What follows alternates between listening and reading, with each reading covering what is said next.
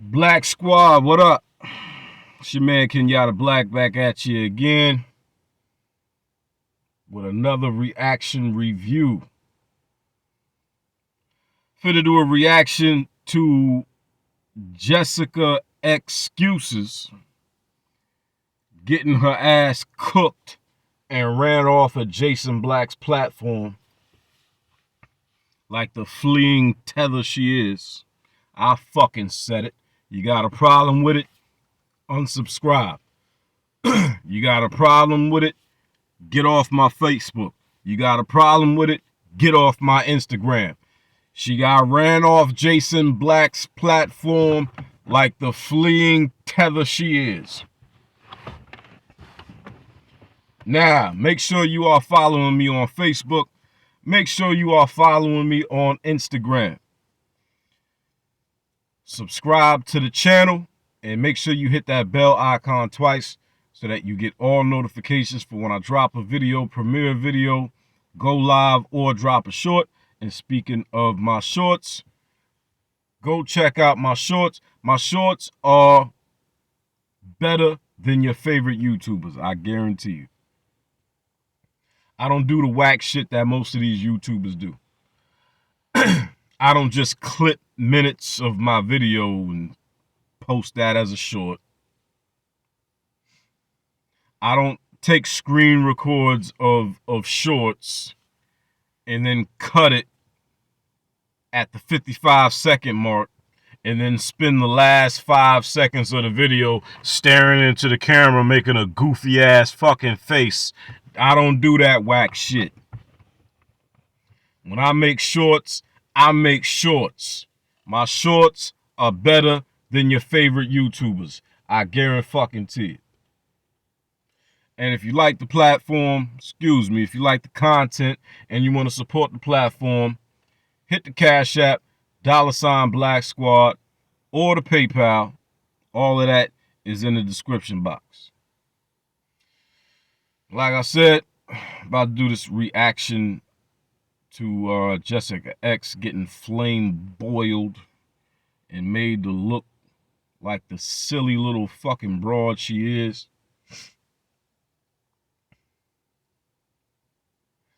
You know, it's a damn shame, man. It's a goddamn shame what's going on in the manosphere right now. It's a damn shame that all these house niggas have been made to feel so emboldened to put their house niggatry on full fucking display. All these negroes. I mean, it's easier to write a list of the content creators who aren't trying to defend Pearl's racism than it is to write a list of the endless amount of not only content creators, but, you know, just the viewers and patrons of the manosphere, the black manosphere, who are trying to defend this racist, big-footed bitch. I mean, it's ridiculous. So I've decided I'm going to do a fucking video on every last one of these motherfuckers. Jessica X. Of course, you can't forget the head house nigga in charge, Obsidian, a.k.a. Captain Cripple, a.k.a. Limp Mob, a.k.a. Little Mr. Tink Tink. Who else? Mr. F. Y'all call him fantastic. And I'm sorry, everybody in the fucking manosphere, y'all gonna have to hold this L. And I ain't talking about the L y'all already holding. Cause this whole this massive show of unified house niggas, that's already a massive fucking L that the manosphere can never live down. But this other L y'all gonna have to take is the fact that you niggas been calling another grown man Mr. Fantastic for the last I don't 3, 4, 5 years, however fucking long this nigga been around. I'm sorry, I'm not calling another man fantastic. Kiss my motherfucking ass.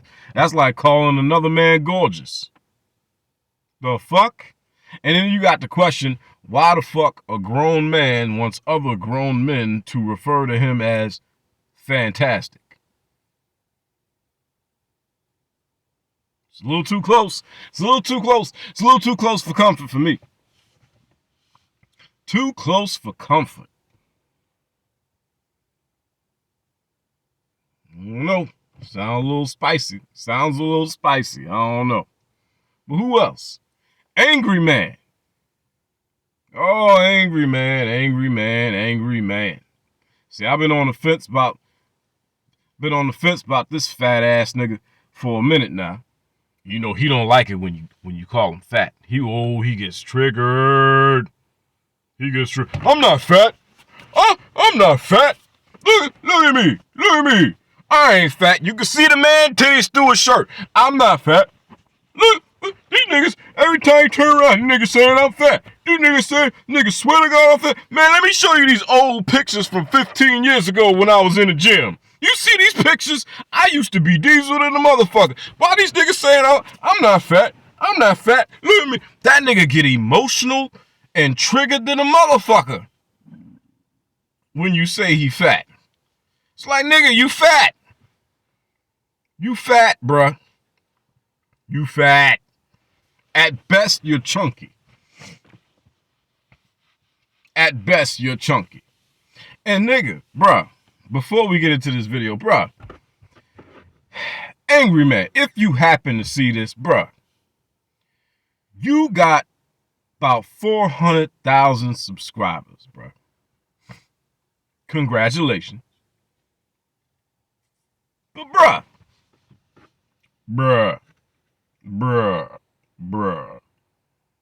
you got 400,000 subscribers, bruh. Don't you think it's about time for you to get your fucking teeth fixed, nigga? Don't you think it's about time to get your fucking teeth fixed, nigga? Look like you got a mouth full of school buses, nigga. The fuck is wrong with your mouth? The fuck? What, was you chewing on Legos when you was a kid, nigga? How did your teeth get like that? You must have been one of them fucking kids, you just wanted to bite everything. You know what I mean? Like when this nigga was a baby, he thought he could just bite all his problems and shit, you know. One of them kids that just want to put everything in their mouth. You know what I'm saying? Like, nigga, how did your teeth get like that? However your teeth got like that, nigga, you got 400,000 subs, nigga. It's time to get your teeth fixed. Time to get your teeth fixed, bruh. Teeth crooked than a motherfucker. Yellow as shit. Look like you got a mouth full of school buses. What the fuck? Fix your teeth, nigga. You listen, if you gonna get your coon on,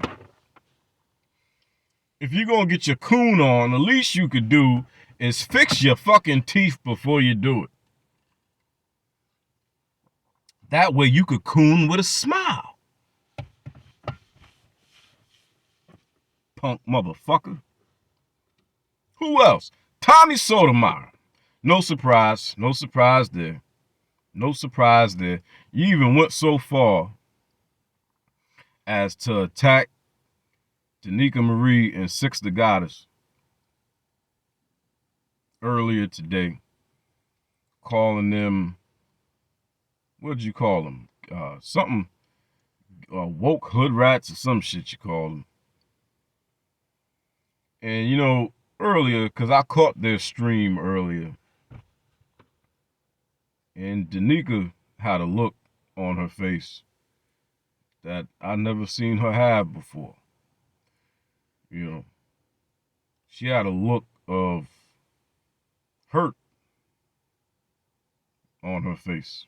Like, damn, here I am, black woman, trying to be everything these black men say they want, try to advocate for them, defend them, speak well of them. When these chicks over here on the divester side of the aisle speak ill against my brothers, I do everything I can to defend them. And this is how they do me.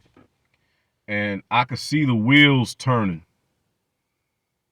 in Danica Marie's head, and I could see the wheels turning in I Am Courtney Michelle's head. You brothers, you better be real fucking careful how you handle the handful of black women who truly have black men's backs. Because the last thing you want to fucking do is turn those women into your fucking enemies. If you think Cynthia G is hell on wheels,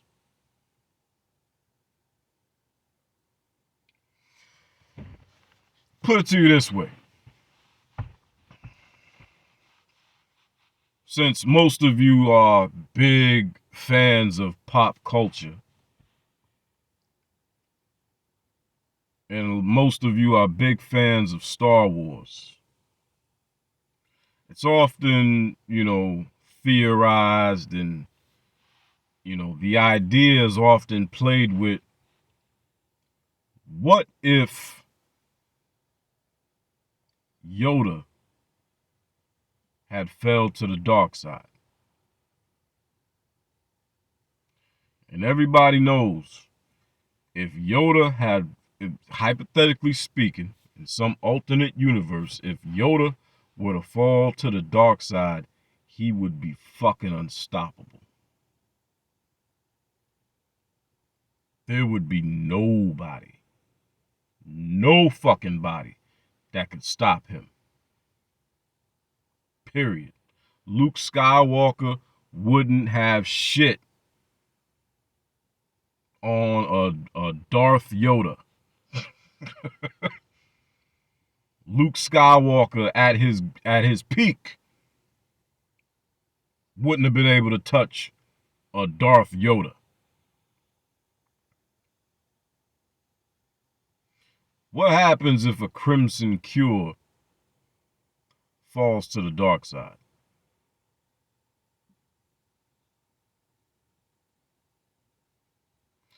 Because when you listen to Crimson Cure, and I say Crimson Cure because I personally think Crimson Cure, out of all the ladies, Crimson Cure is hands down the fucking best. Her analysis is amazing. Her analysis is fucking amazing. And looking at her sub count, last I looked, she had like 96, 97,000 subs. She's about to crack 100,000 subs. And this is not a jab at any of the other sisters. But Crimson Cure didn't have to show no titties to get 100,000 subs. She's sitting there in a whole hijab and done racked up 100,000 subs. How'd she do it? She did it with her fucking analysis, her content. It's fucking incredible. She is a hell of a content creator, no doubt about it. You do not want to make her your fucking enemy. And it seems like we got a whole lot of nigga nerds and house niggas that are just hell bent on making these women their enemies, making these women our enemies.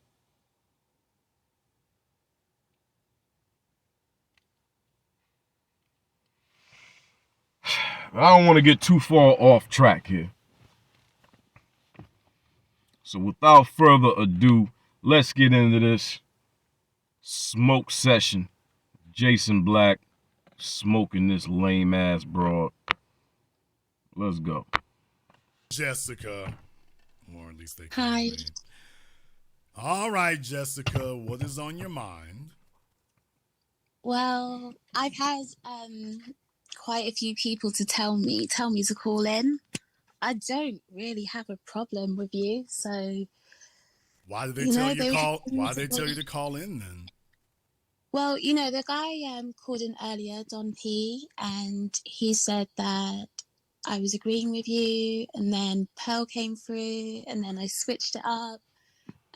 That's not true. I don't know if you've listened to it, but no, that's not true. I just gave my opinion on it. Even when Obsidian did his show yesterday with Pearl, the interview.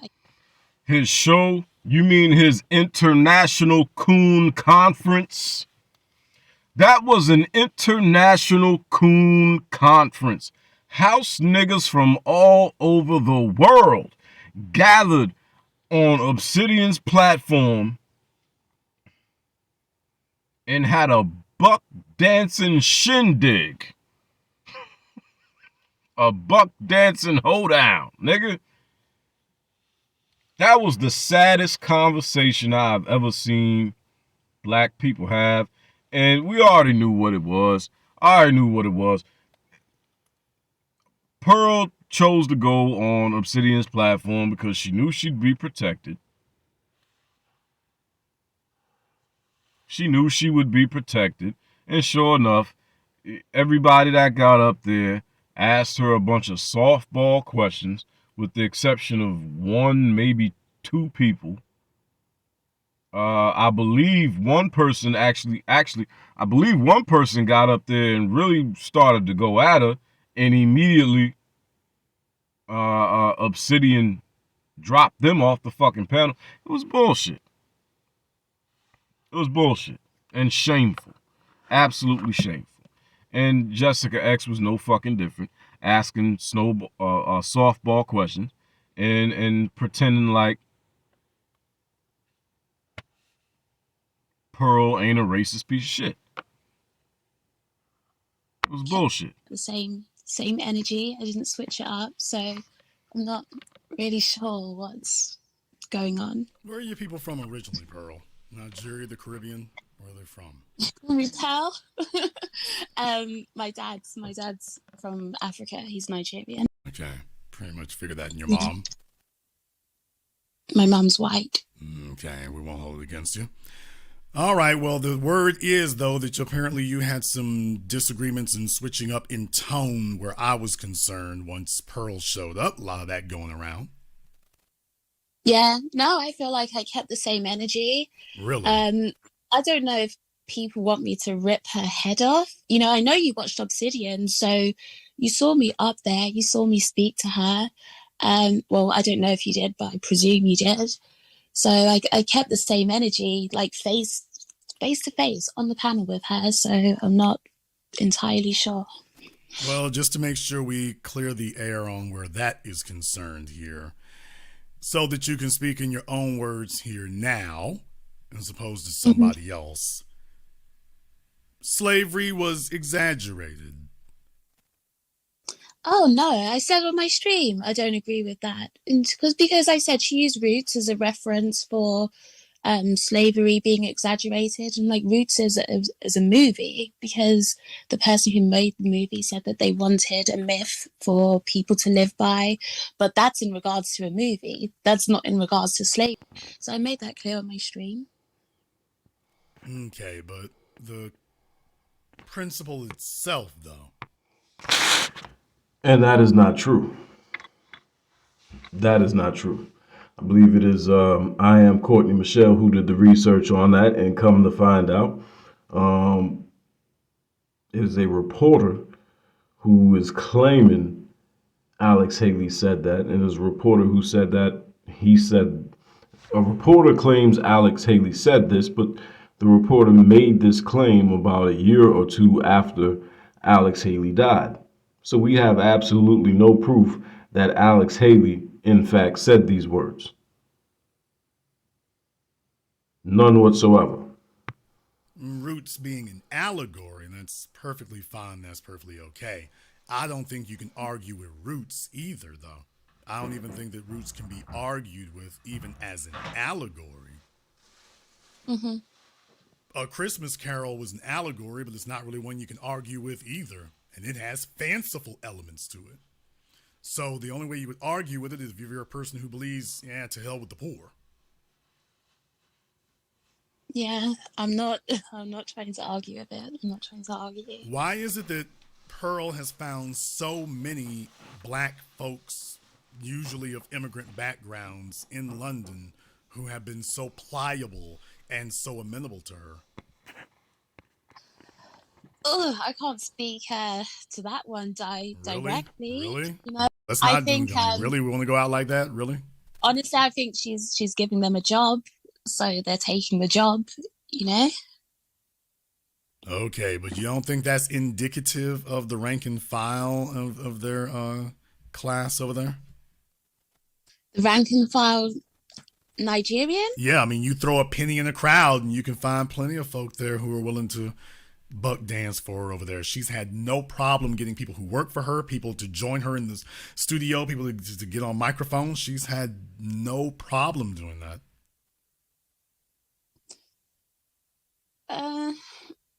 I don't knock them for it because a job is a job, you know. Okay, Whether Jessica, they want to think now just to be about sure here, are you sure you did not refer to me as a race hustler? Do you know what? No, I don't think I did. I don't think I did. You don't think you did. No. But you're not sure that you didn't. I can't. Sure, I can't. Yeah, that's very interesting. These individuals from these backstabbing cultures, honesty is something they grapple with. Would you like to take a little bit of time to think it over? I literally can't say for sure. I can't say for sure. Oh, so you're not. So you. Now, if you go and look at the video that Jessica X did the next day after she got cooked and ran off of Jason Black's show, Jason Black's broadcast, she comes right out and says she indeed did refer to Jason Black as a race hustler. So when he asked her about it, why didn't she just admit that that is indeed what the fuck she said?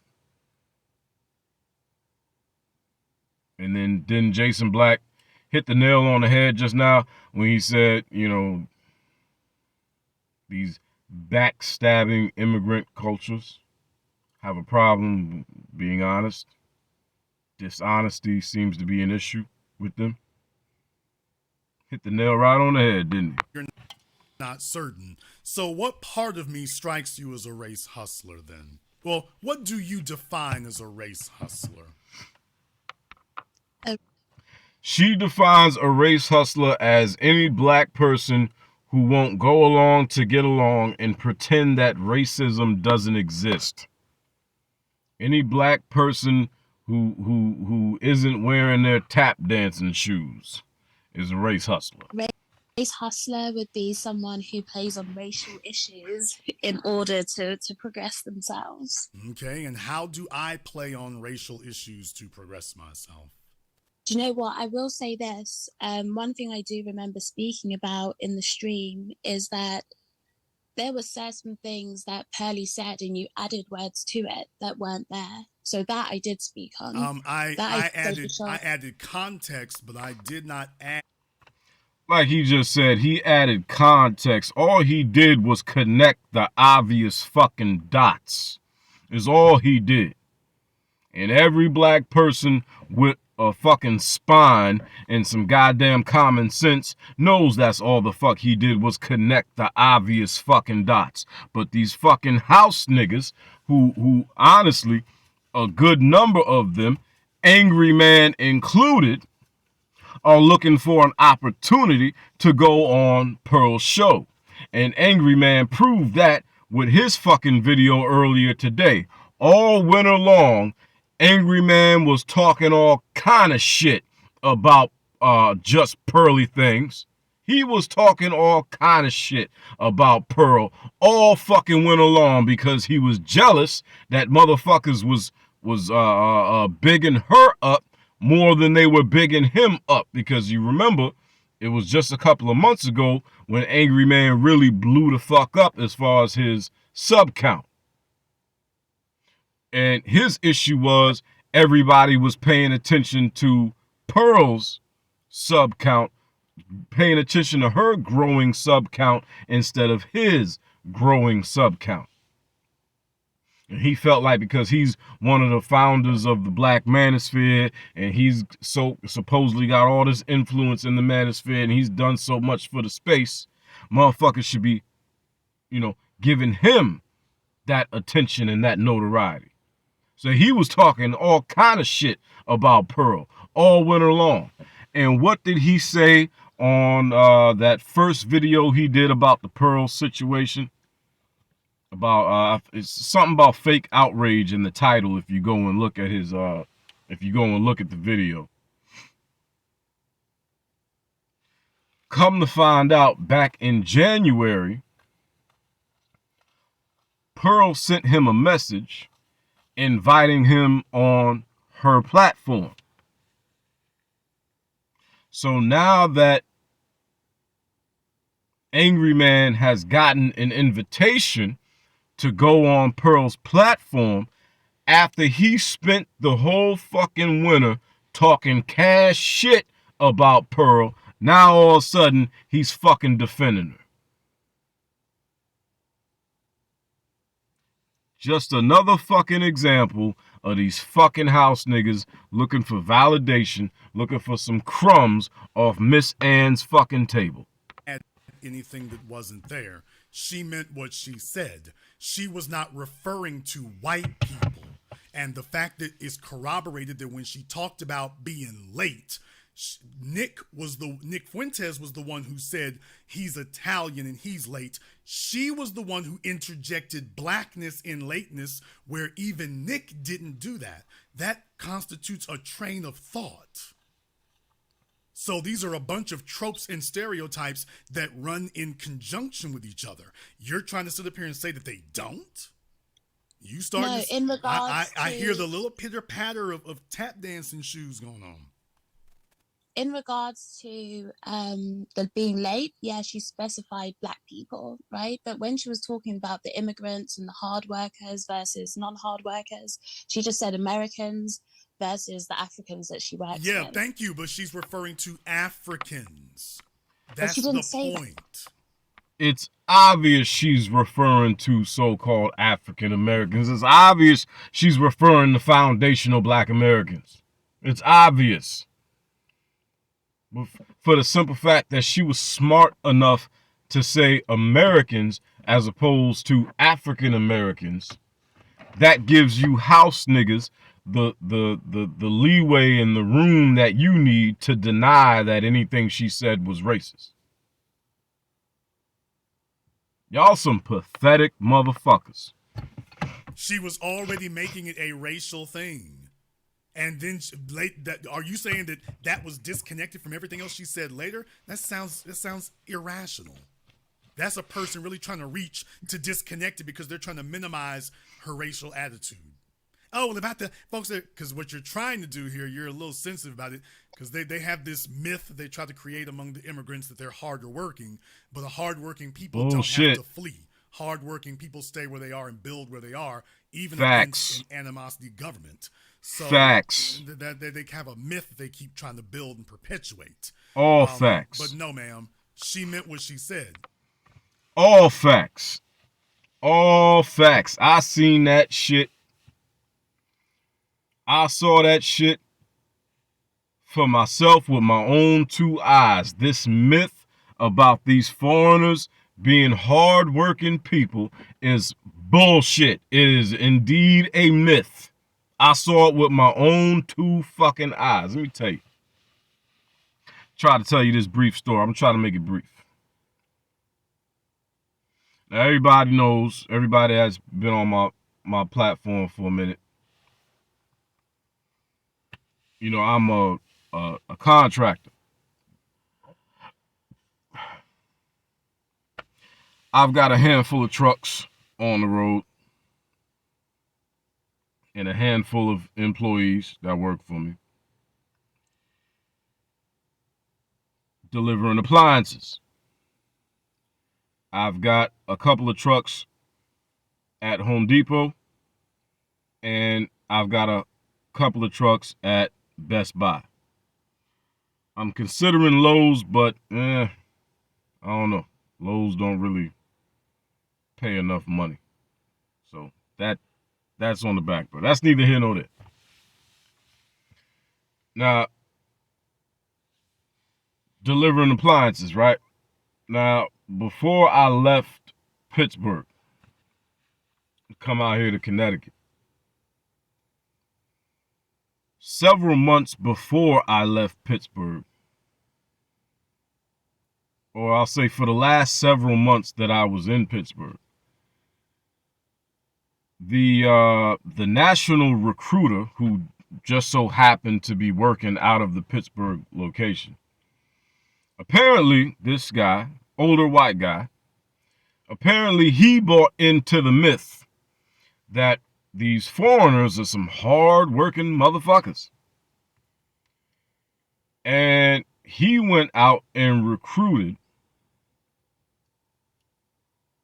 team after team of Latin guys to the point where the whole fucking dock, I'm talking like 20-something trucks, the whole fucking dock, with the exception of my trucks and this other black guy's 2 trucks, and I think there was one other black team from South Carolina that was there. Other than us 3, the whole fucking dock, nothing but Latin dudes. It was like, and that dock got fucked up. Fucked up. They were not making their fucking deliveries. There was this one fucking team that one day they left half their fucking route on the fucking dock. They loaded about half of their fucking route, left the other half sitting there on the dock. Warehouse manager calling them and calling them and calling them. They not picking up their phone. The next fucking day they come in, the warehouse manager confronted them about shit like, yo, what the fuck? You left half your dock, half your route on the fucking dock, man. What the fuck happened yesterday? Oh, it's too much. It's too much. It's too much, man. It's too much, man. It's too much. Long story short, because that's some crazy shit. That's some shit I would never even think to do. I would never even think to do that. Leave half my route on the fucking dock and then come in the next day like, look, man, it's too much work. I can't do all this. It's too much work. I would never even think to do that shit. So, long story short, that dock was worse than it's ever been, ever. I was working off of that dock for about 6-7 years. Never saw it in that fucking shape. These Latin dudes were bringing so many of their deliveries back to the dock that it was getting to the point where there was no room in the fucking warehouse. Long story short, I called out to the Pittsburgh location. I don't want to say the name of the company. It's a company that delivers the appliances for Home Depot, because Home Depot doesn't deliver their own appliances. They don't want to deal with the liability. I called out there, right? Just to say what up, you know what I mean? Ain't spoke to him in a while. Called out there about 2 months ago. Don't you know they lost their contract with Home Depot? That company that delivers the appliances for Home Depot, they lost their contract with Home Depot because shit was so fucked up. Now, mind you, they've been there at that location for about 20 fucking years. About 20 fucking years. And after about 6, 7, 8 months of the dock being full of nothing but Latin dudes, they lost the fucking contract with Home Depot. Because the shit was that fucking bad. They were fucking up that bad. They were bringing so much shit back. So many fucking customers were calling Home Depot complaining and raising all hell. Home Depot decided, all right, fuck this. We're going to have somebody else deliver our fucking appliances because y'all fucking up too goddamn bad. But when that dock was full of black men, it wasn't a motherfucking problem. Yeah, but these foreigners work so much harder than we do. Yeah, bullshit. You'll not be scared. Bullshit. Jessica.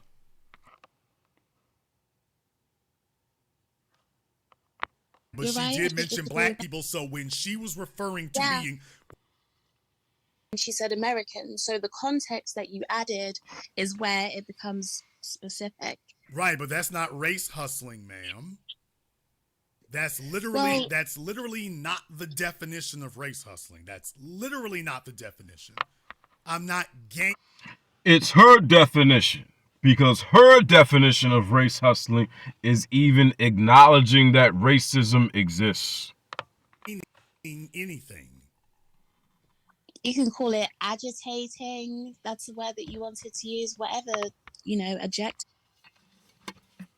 Foundational black Americans. Let me ask you a question. Agitating. Does that word sound familiar? Agitating. Does that word sound familiar? Isn't that what they called Martin Luther King? Didn't white folk back in the day call Martin Luther King an agitator? Didn't white folk back in the day call Malcolm X an agitator? So here in 2023, this mixed up and confused Nigerian heifer is referring to black people who dare acknowledge the existence of racism, agitators. Very interesting, isn't it? Very interesting choice of words. If you're familiar with the history, that is a very interesting choice of words. That you want to put there. Okay, but I don't think it's agitating either, because I'm not trying to stir up a specific race of people to have bad feelings towards another race of people. So that wouldn't qualify either. These words have meaning, Jessica. These They are sure words do. that You know these what? are words and terms that have specific meanings and definitions, and you're throwing them around like a monkey slinging dirt.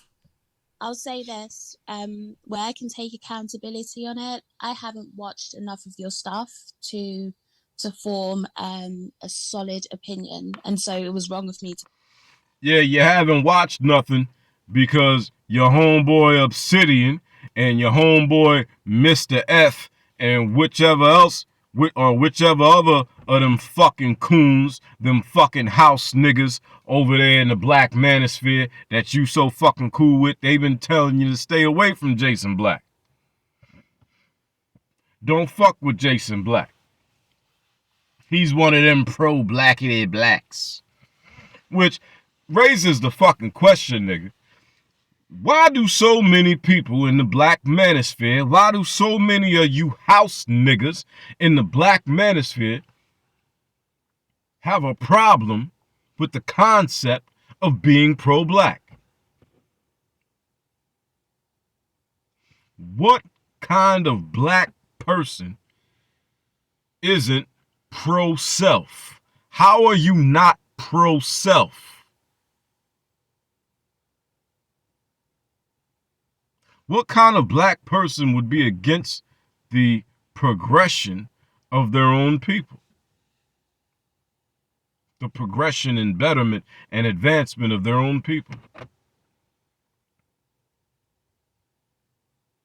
Because, like it's been said before, if you're not pro-black,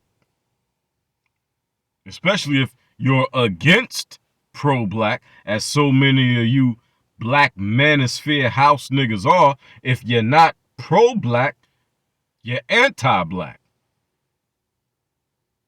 Because obviously the antithesis of pro is anti.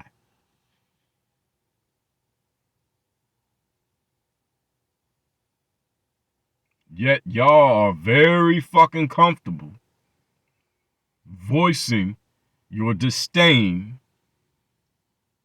for anything pro-black. Interesting. Very interesting. Put that out there. But because Jessica, you kind of got a rep though, don't you, Jessica? Sure do. As in, you kind of got a rep for soft shoeing sometimes. Sometimes. What do you mean by soft shoeing? I'm sorry. You got a rep for soft shoeing and kind of butt dancing sometimes. You got a rep. What do you mean by soft shoeing? I'm sorry. I'm above these things. I don't speak this way. Soft shoeing? I'm not sure what that means. Soft shoeing? You know what the fuck it mean, bitch. You know what the fuck shit mean. Soft shoeing, tap dancing, buck dancing, shucking and jiving, tiptoeing through the tulips, going along to get along. Bending over and giving the enemy a opening with your punk ass. You know what the fuck it means, bitch. You know what it means. For that. No, I don't think so. I think most of the time I'll stand on my square, but I'm being genuine and saying that I don't feel like I watched you enough to be able to form a solid opinion. And that's even why when I got up here, I was hesitant to come up because I realized that. So I was hesitant to come up. Here's the lesson. I know some of y'all, when white women show up, You should have never went on Jason Black's. You should have never went on Jason Black's panel. Did you really think you were going to outsmart Jason Black? Did you really think you were going to manipulate him some kind of way? Get out of this thing unscathed? Congratulations, you played yourself. Your heart starts fluttering and you start getting, Twitter pated, and it's just like, oh, white mommy, you start sweating and getting flustered and you start flushing your skin. And I understand that's kind of hard to resist that. But if you don't recognize a hardcore white supremacist, an obvious racist, obvious, you're in their presence and you don't respond emotionally, reflexively, accordingly, your life is in danger. You're the kind of chick who would go dancing off with some dude from Alabama who's visiting London and they never see you again. Because you're God willing to be susceptible to that. God willing. While the black men who are simply reporting the news and saying that 2 + 2 = 4, you calling them race hustlers, which you know full well you're only meaning that in context of black people. Exactly. You don't mean that in white people's context. You only mean that as a negative or pejorative.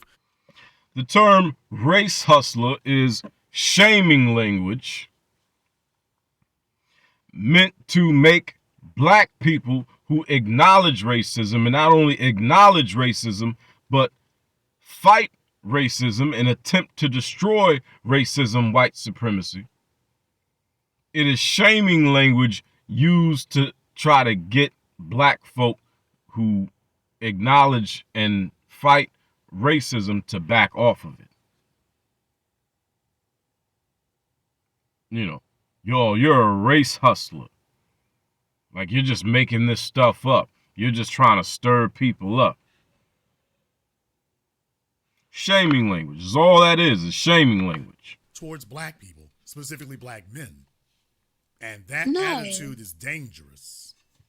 No, because Burgers, I No. know you haven't watched the stream, but I called out Nick Fuentes for what he did. It's not Nick. I called. It's not Nick. This is the issue. Exactly. I keep saying that you haven't heard me sit up here and say anything about you versus Nick. I'm sticking on the square. I've already said who the issue is. No, ma'am, it's you and white mommy. That's the issue. You and white mommy. Her whiteness doesn't mean anything to me. It means everything. It was enough for you to start deciding to call folks race hustler. You and Obsidian kind of had that in common. No, Preach. Preach, Jason. Preach. You know, me and Jason's cousins. You know that, right?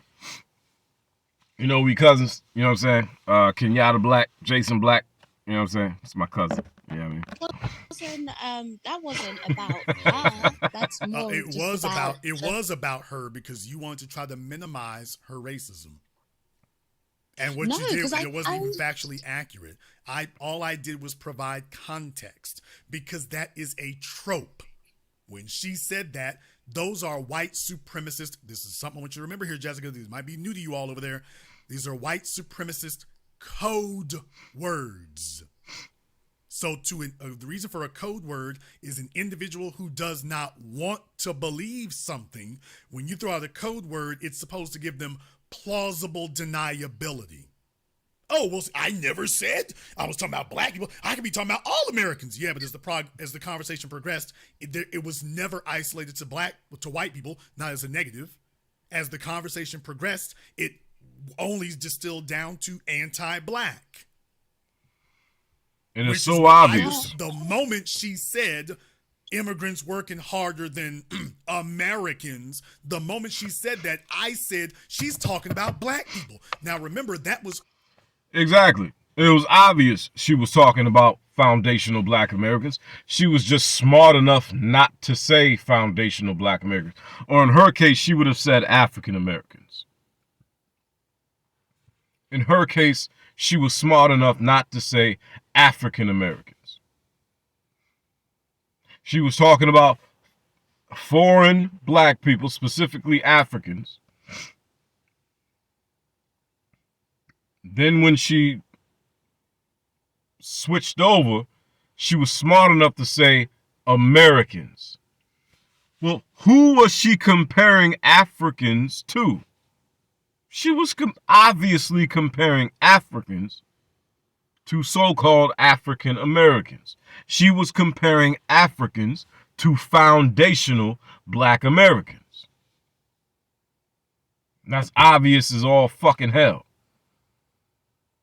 And to sit back and watch you black manosphere house niggas and house nigresses, well, I guess I can't put a suffix on the end of that one because Jessica X is the only house nigress of the manosphere. You are the house nigress queen, the undisputed house nigress queen of the manosphere, because every other black woman in the black manosphere is standing on their fucking square.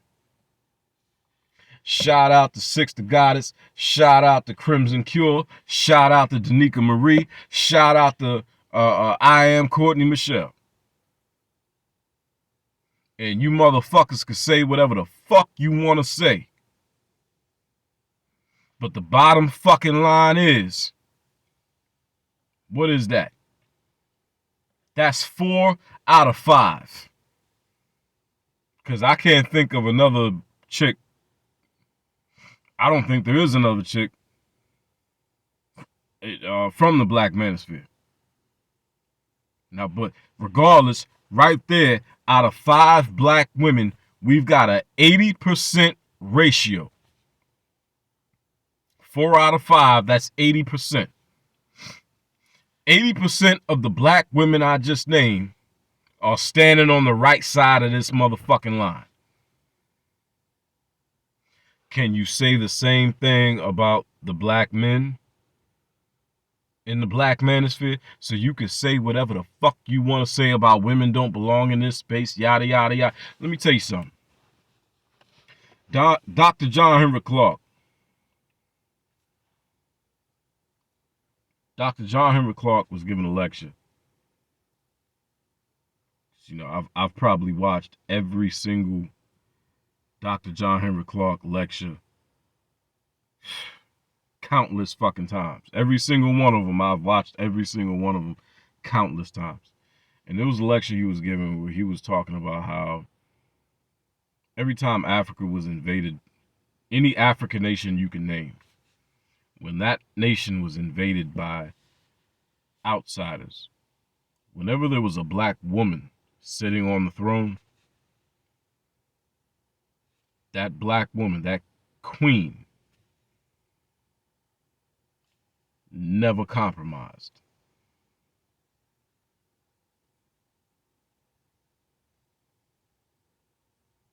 And I'm reminded of Dr. John Henry Clark's words when I look at this situation.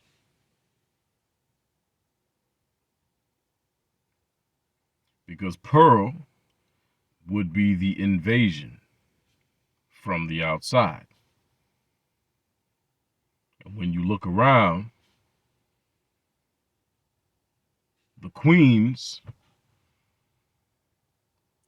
are not willing to compromise. The queens are not willing to compromise their people. But so many of these so-called kings, these so-called alphas,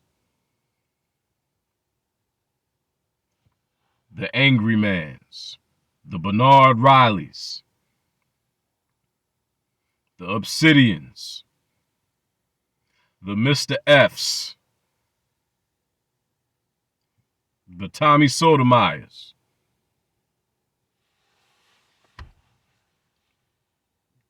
they're all willing to bend the fuck over and give evil an opening.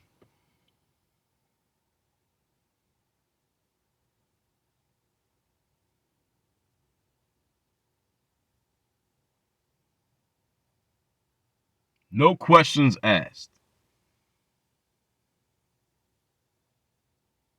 No questions asked.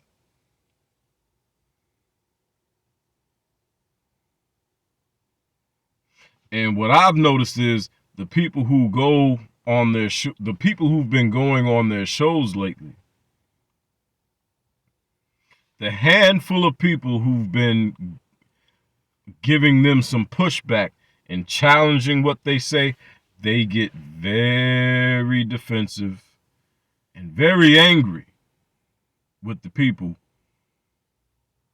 who go on their shows or their panels and give some pushback. They get very angry.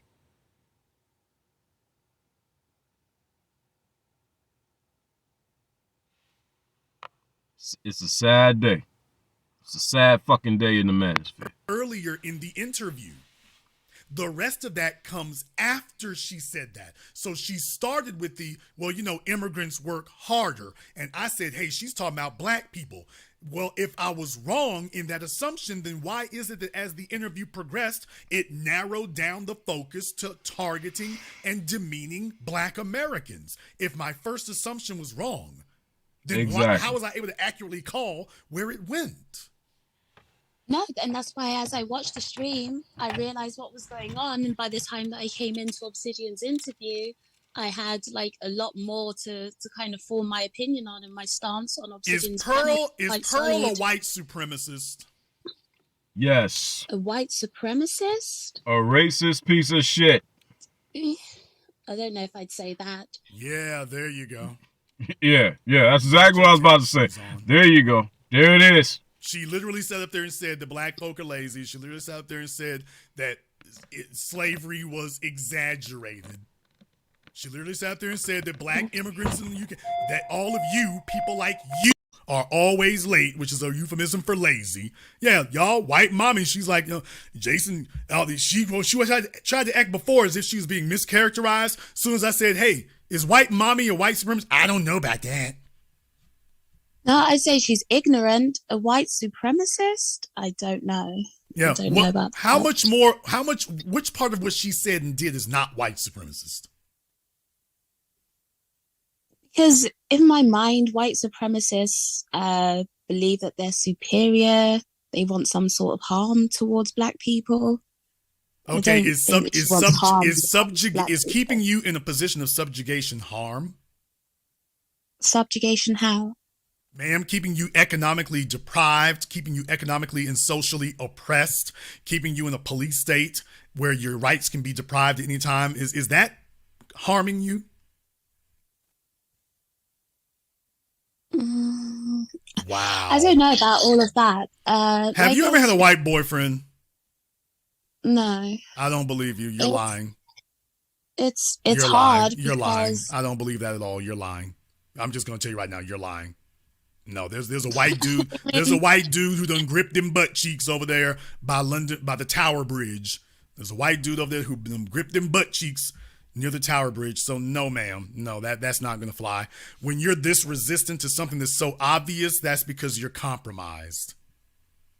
So you're sitting up here, you're describing every characteristic of a white supremacist. And then when I say, is this a white supremacist? You pull back and, oh no, I don't know about that.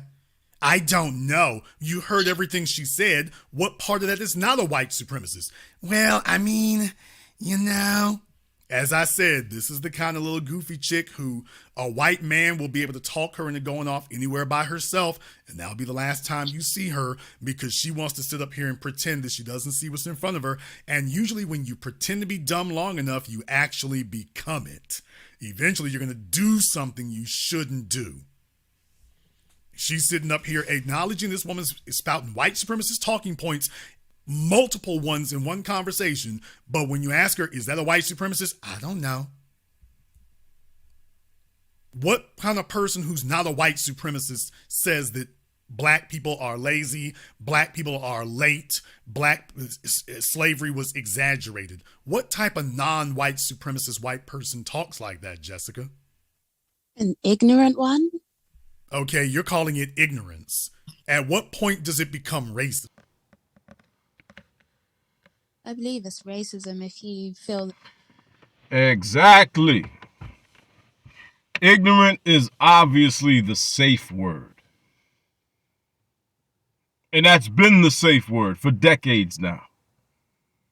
Anytime, some racism pops up, anytime somebody does some racist shit and people want to explain it away or make the situation make the situation out to be less than what it was.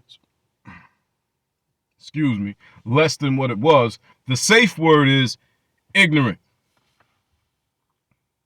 That wasn't some racist shit. That was some ignorant shit. Oh, this person isn't racist. They're just ignorant.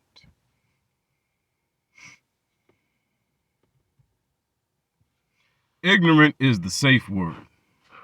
That you're superior or you look down on. And what she said does not qualify to you as looking down on black people? In terms of the not working as hard, yeah. In terms of they're always late, in terms of slavery, we don't need reparations because you're blaming other people. In terms of slavery was exaggerated. Exaggerated by whom? Oh, exaggerated by you. You guys have, you call it CPT time, right? CP time. Over here, we call it African time. It's known that, it's an inside joke that It's an inside joke. It's an inside joke for white people to join in on. That's why I said to her that I don't think she should speak on it. Okay, I don't think she should speak on that. So you're not going to go to the point of saying she's racist. It's just, I think it's inappropriate for you to speak. It's just a joke, so you don't take actual offense to it, not on a racial standpoint. In terms of the being late? She's literally sitting up here using code words to call you nigga, and you sitting up here trying to be an apologist and explain it away. That's dangerous. That's dangerous. When we talk about the dangers of the tether class, this is what we mean right here. She's literally sitting up here trying to explain away. This white supremacist is using all the words, and she's sitting up here. Well, it's not racist. It's ignorant. Ignorant means that a person doesn't know what they're doing, Jessica. So you're saying that she said all of that, but she doesn't actually understand its racial and historical context? I mean, someone can think that they're right and be ignorant at the same Jessica, time. are you saying that that Pearlie did not understand the racial and historical context of what she was saying? No, I think she did, right? And Okay, that's why then that's okay. Then how is that? You it. can't be ignorant and understanding. Exactly. No, but it's like you can still think that you're right, but be Yes, ignorant. but what you can't be is both ignorant and understanding. This has nothing to do with whether you think you're right. You just said that she understands the racial and historical context of her words. At that point, you can no longer argue ignorance. Mm-hmm. Now, you can say the person's in error, but you... Jessica really thought she was going to come on Jason Black's broadcast, talk this goofy shit, and get away with it. And you know something, too? This really proves how cowardice these house Negroes in the manosphere are. Tommy Sotomayor, with your big-ass mouth. Angry Man, with your big-ass mouth. Mr. F, with your big-ass mouth. Obsidian, as smart as you think you are. As much as you brag about being an intellectual, you punk motherfuckers, you let Jessica go on the fucking broadcast and be the sacrificial lamb for you motherfuckers. How come you punk motherfuckers didn't pull up?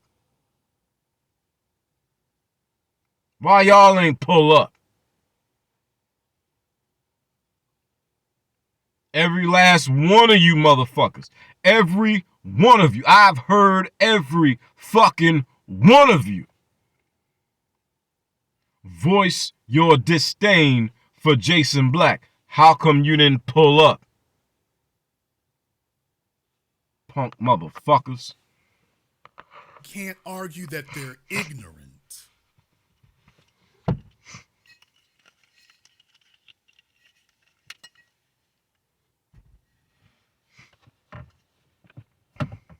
Silence. Yeah. Things got real quiet.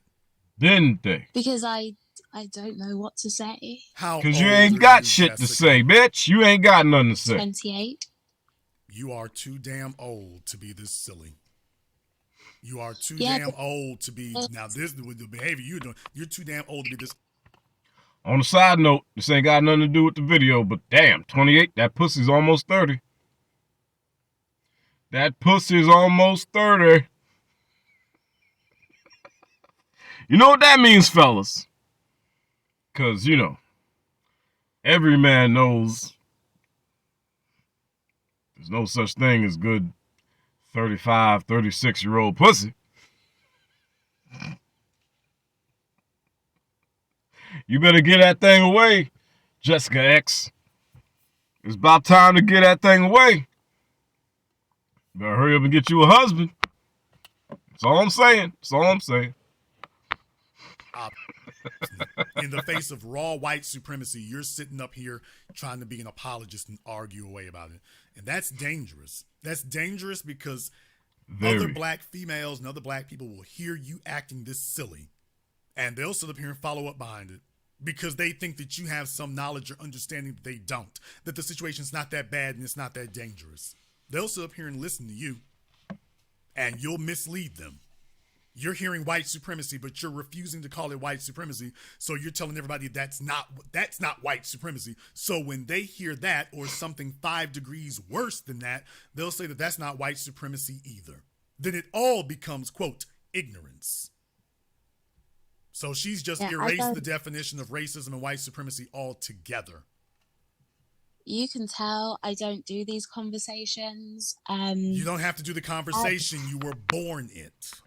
And if you don't do these conversations, if you don't do these conversations about race or racial issues or racism and white supremacy, then why the fuck would you open your mouth to give a fucking opinion on the shit to begin with? If you are not qualified to speak on behalf of your people, then you should keep your fucking mouth shut.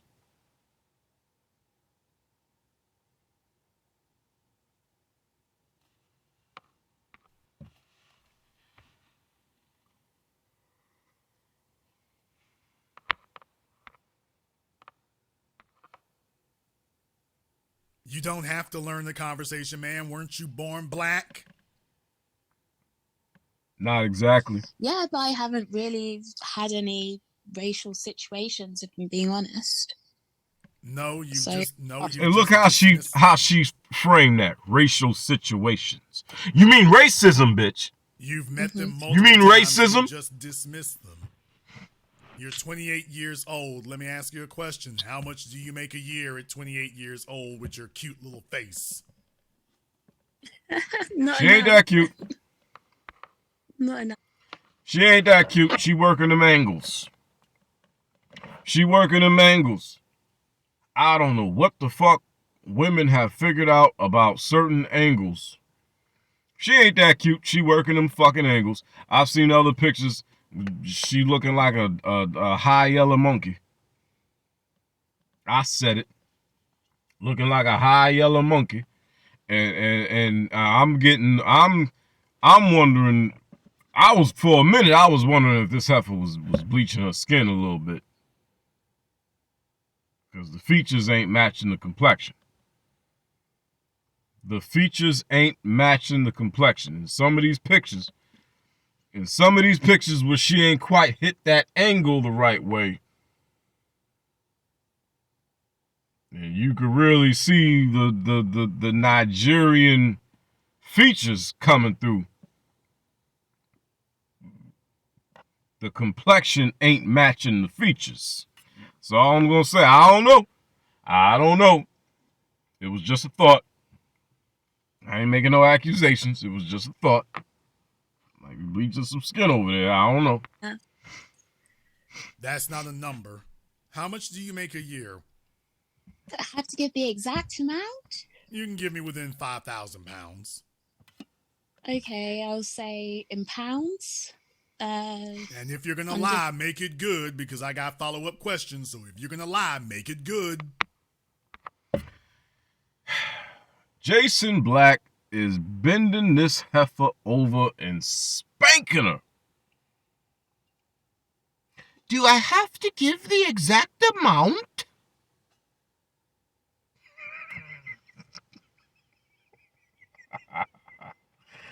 Do I have to give the exact amount? Oh my God, I don't want to give the exact amount. No wonder you ran back to your channel the next day and ran damage control. You probably played this video back like, damn, I look bad. This nigga clowned the shit out of me. He totally dominated the conversation, made me look like a fucking child. I better jump on my channel and do some damage control.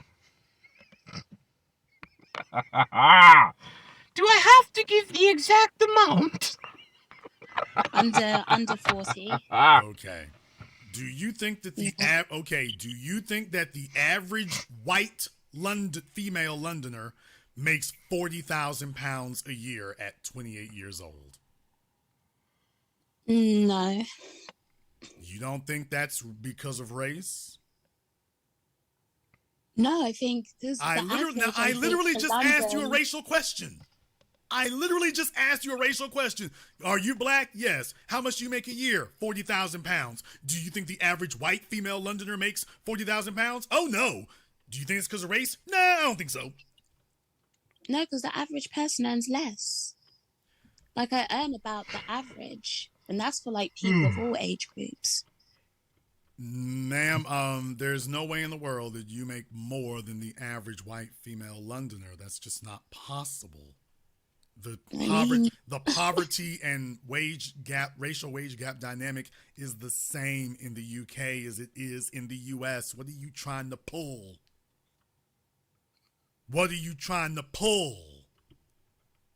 I kind of earn about average, to be honest. That's men and women, all ages, all races. And You it's think that obviously you're a telling white us that the majority. average that you make more than the you just said you make more than the average 28-year-old white female Londoner. Yeah. I'm sure if I got the specific number, it would be more. I'm sure if we made up the specific number, it'd be more.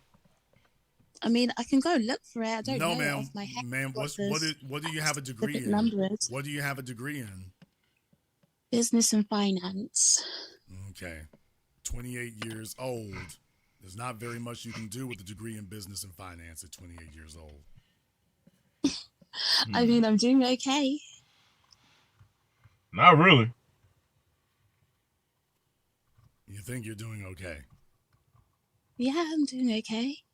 I mean, I could do better. Obviously, I Okay. want to do better, but Everyone, if you want to go and look it up for yourselves, you can see that the median annual earnings in the UK, median mean for London is 41,000. South End is 34,000.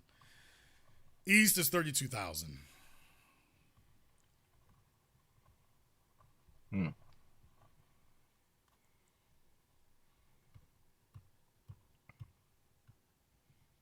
Any more questions? Are you there, I Jessica? didn't really have any questions. I just wanted to. Right. People asked me to call in, so Right. I did it. So here's my thing. Even if we take into account a median of around, let's just say 30,000 pounds. Let's just go ahead and say that. Around 30,000 pounds. Do you think that the average white female Londoner is living on 30,000 pounds a year? Depending on age, because I think that plays a factor. No, I'm talking about the age that you are now. you say earns like 30,000. Yes, ma'am. Yeah, I'd say around that. Yeah, somewhere close to it.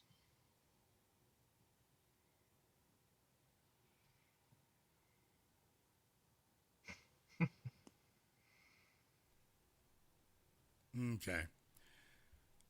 According to Varbs.com, female wages in London average 48,838 pounds. Male wages average 63,719. Mm-hmm. Just You're saying that you make 40. Yep. You don't see a problem. Well, most of the people in that category are going to be older because there's going to be people in their 30s. Yeah, but the thing 40s, is, 50s, but 60s. according to you, you're a working professional with a degree. According to you, Mm-hmm. right? You're 28 years old. When did you get your degree? 2000 and, well, the late 2000 teens, I'll say. I don't want to say specifically when. Okay, 2016. A bit later. Okay, 2019. I don't want to give the specific year. Ma'am, but do you think say that shows something? That's been 4 years, ma'am. What do you think you're supposed to be doing in 4 years? Working like I Yes, am. ma'am. There's my point. Yes, ma'am. You've had your degree now. You've been in the workforce for 4 years. That's my point. Yeah. Every time and I bring you an incontrovertible, decent for my age. if you don't compare yourself to your white female counterparts, I'm sure it is. Even compared to them, Yes, I'm actually ma'am. doing pretty decent for my age. I'm not doing bad. Which part of London do you live in? I don't know. I don't want to say where I live. Ma'am, I don't know why. You don't have to say the street. So hard. Ma'am, you don't have to say the street. You can tell us what part of London you live in. London has a lot of parts. I don't want to do that. She doesn't want to. She doesn't want to say what part. She doesn't want to say what part of London she lives in. Man, first of all, if I wanted to, I could just get enough people to tell me where you live at. So I mean, that's not a big issue there. I'm just asking you to be nice. But folks, they're saying she sounds like she's from West London. She sounds like she's from West London. She's trying to conceal herself, but she sounds like she's from West London. I can sound like I'm from wherever. I I don't imagine. get the point that you're trying to make. You're Because trying to convince me that I'm poor. folks in London know that it takes different incomes. For example, the difference between Essex and Sussex. There's a difference between those things. So how much those geographic locations literally tell people how much money the person makes. Yeah. Yeah, you didn't think a Yankee knew that. I'm not a Yankee. I'm from the southern. I already told him in I'm not a London. Yankee. I'm from the southern United States. But you all get the point. No, you didn't think I knew that. But by the I way, already told him in yeah, London. the geographic place, London. People in London know this. That the geographic place that you're from over there, they can actually tell you how much money you make simply by knowing where you're at. Yeah. I would say this: to stay in London, you have to make a certain amount. It's not cheap. So even though you're trying to convince me that I'm poor, I'm not. Ma'am, poor. I'm not trying to. I never said anything about what your income is or isn't. I didn't say that. I did not say any such thing. I simply said in comparison to your white female counterparts. Even in comparison, I'm doing okay. I am. Trust me. So she claims. Although remember, I said within $5,000, so you got to figure she's fudging Even her if numbers I by made about 35,000, You got to figure she's fudging her numbers by about 10,000. Well. She's fudging her numbers by about 10,000 pounds. Actually, I'm pretty much sure that's what it is. I'm not. I don't need to. I could have come on here and said that I made 80,000 a year. I could have lied. And that would have been First of all, that would have been preposterous, considering the fact that in London, in the UK, 80,000 pounds would be the equivalent of our US six-figure salary. So that would be insane for you at 28 years old with a finance degree to claim they're doing that. So you'd have to find a different degree. You'd have to name a different degree in a different age, because you said you've only had it now for 4 years. No. So you'd have to pick a different career and a different degree and a different age. What I'm saying is I told you the truth, and then you're trying to tell me that I'm basically like poor. I never said that. You're very sensitive about that. I didn't say you're poor. I said compared to your white female counterparts. Compared to my white female counterparts, I can assure you I'm doing just fine. Is Pearl a racist? I can see why people would call her racist. I'm asking you. I'm not asking people. I'm asking you. I'd say her views are some of them are racist, yeah. Okay, can you have racist views and not be a racist? No. I hope you'll take some time to reflect on some of the lack of character you've displayed tonight. I don't know what lack of character I have. I mean, I think you're young, but you are too old to be this silly. I want you to take some. I'm being nice and being diplomatic right now. I'm not being caustic. I'm serious. You need to take some time to sit, because you're going to look back on this interview here, this phone call tonight, in 6 months or a year, and you are going to be horribly embarrassed by the answers you gave. Hell, you're probably going to look back on it tomorrow and be horribly embarrassed that you literally sat here in front of thousands and thousands of people and told them somebody saying slavery is exaggerated, black people are lazy, and that immigrants work harder than you native people do, except when they're black, that's not racist, and that, I'm not sure if that's white supremacist. I'm not sure. I can only imagine how many other insults you would sit up here and shrug off and say, well, that's not white supremacist or racist either. I can only imagine what other slave play type of insults you'd be subjected to, and you'll just dismiss those too. And they'll just be laughing at you. I would say they're laughing at you behind your back, but in your case, they might have to laugh. They might be able to get away laughing at you in your face, and you'll just be sitting there, tea and crumpets, huh? That's not something to be proud of. That is not something to be proud in this situation is either candor, honesty. Don't insult people's intellect. Don't insult people's intelligence. That's all people want. People do not want you insulting their intelligence. That's what they don't want. There's two sides from it. There's two sides of it from what I'm seeing. Right? Tell me the other. Okay, tell me the other side of white supremacy. I see white supremacy. I see white supremacy. What's the other side that you see?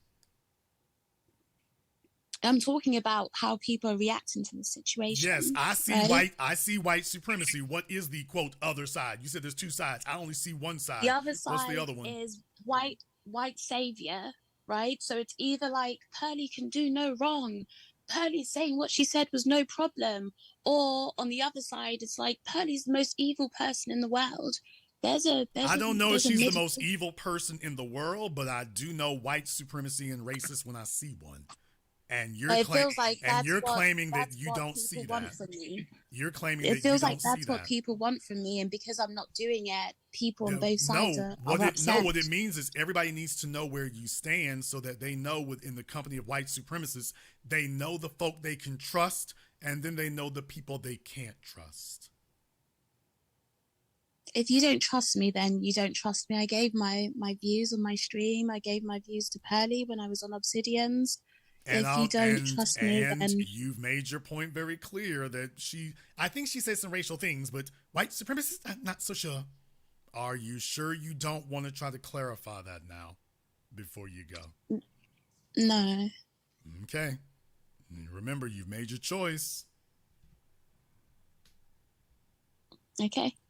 All right. Well, thank you for having me. Thank you for having the conversation. Yeah. And watch your back. Although she might not be smart enough to be able to do that. Let me go ahead and see if I can get my man Pascal Jessica. Or at least they can. Hi. All right, Jessica, what is on your mind? Well, I've had quite a few people to tell me to call in. I don't really have a problem with you, so why did they tell you to call? Why did they tell you to call in then? Well, the guy called in earlier, Don P, and he said that I was agreeing with you, and then Pearl came through, and then I switched it up. That's not true. I don't know if you've listened to it, but no, that's not true. I just gave my opinion on it. Even when Obsidian did his show yesterday with Pearl, the interview, I kept the same energy. I didn't switch it up, so I'm not really sure what's going on. Where are you people from originally, Pearl? Nigeria, the Caribbean? Where are they from? Pearl? How do you guess? My dad's from Africa. He's Nigerian. Okay. Pretty much figured that in your mom. My mom's white. Okay, we won't hold it against you. All right, well, the word is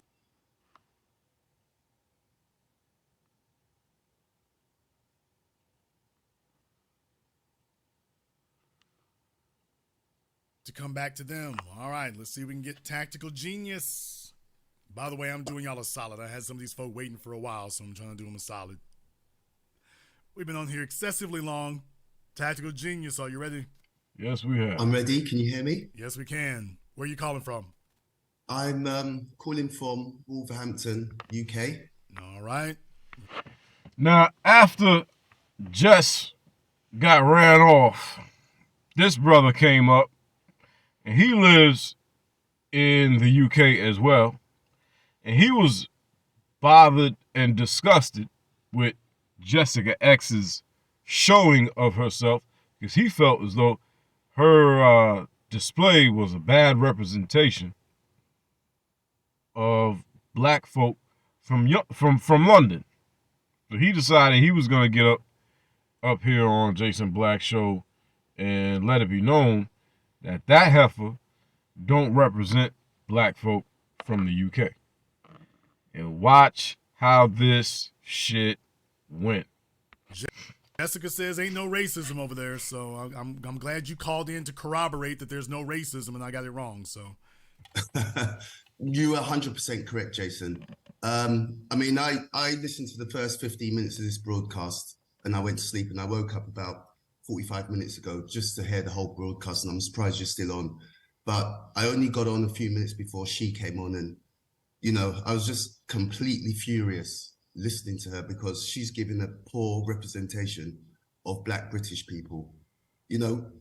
I'll just say this, that, if we were to draw up a league table of Black people on planet Earth that put in work, number one would be African Americans, FBA. Number two will be Black British. this kind of coon behavior, it's not indicative of black people in the UK. I have said before, numerous times, that foundational black Americans, we have been extending the olive branch of Pan-African nationalism to the whole of the African world for over a century now.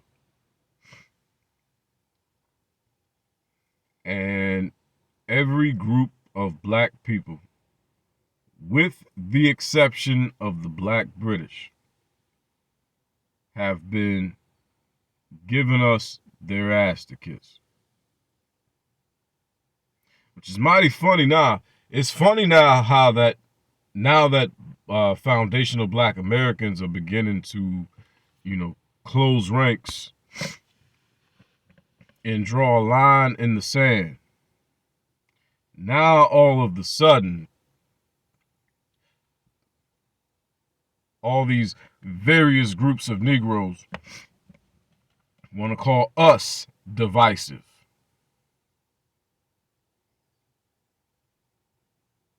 We're divisive. Y'all been giving us your asses to kiss while you try to vulture off of everything we fought, bled, and died for in this fucking country. But we're divisive. Okay. Sure, you're right. We put in work. You Google. I mean, I'm born and raised in a place called Tottenham, Brixton. Yeah, folk forgot, brother. I was covering that when it happened. When it happened in Brixton, we was cheering over here about it. Yeah, I mean, I'm born and raised in Tottenham, and everybody in the UK listening now knows Tottenham has a reputation for two things. Number one, the football team, with that brand new stadium where they now have American football games. Number two is riots.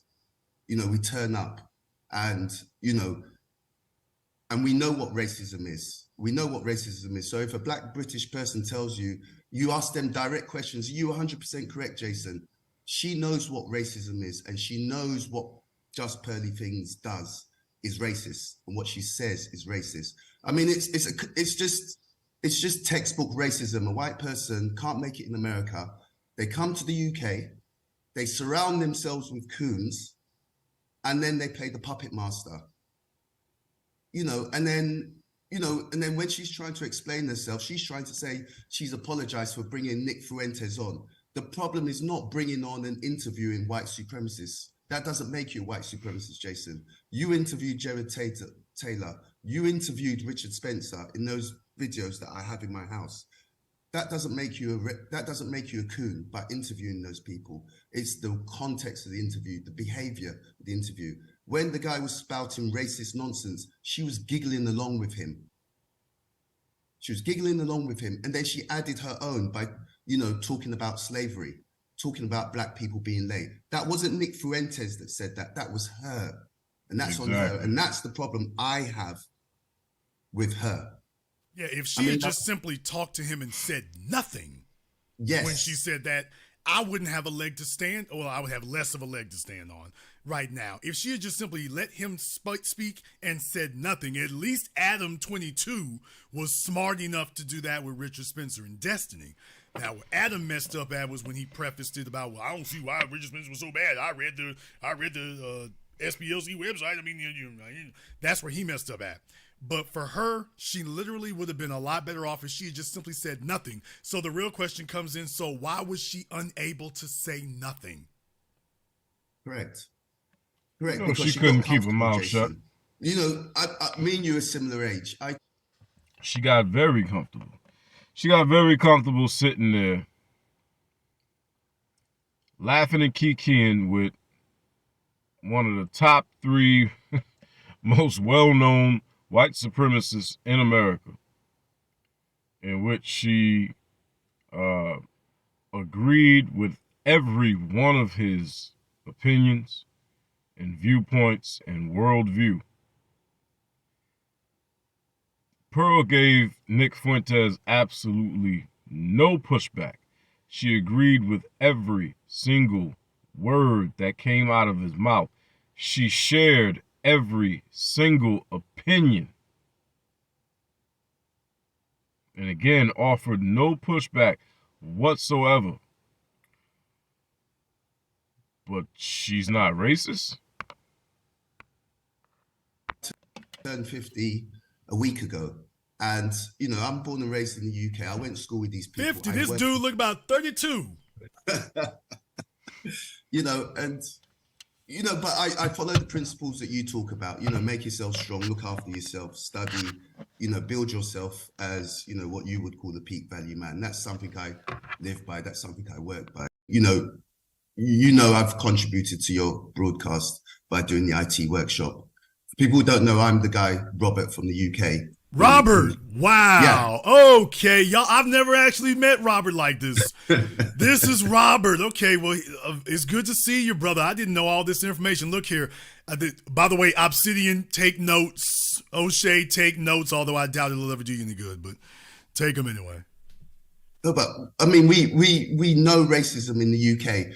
I mean, for people in America who don't really understand what happens here, the main difference between the UK and the US is the gun laws.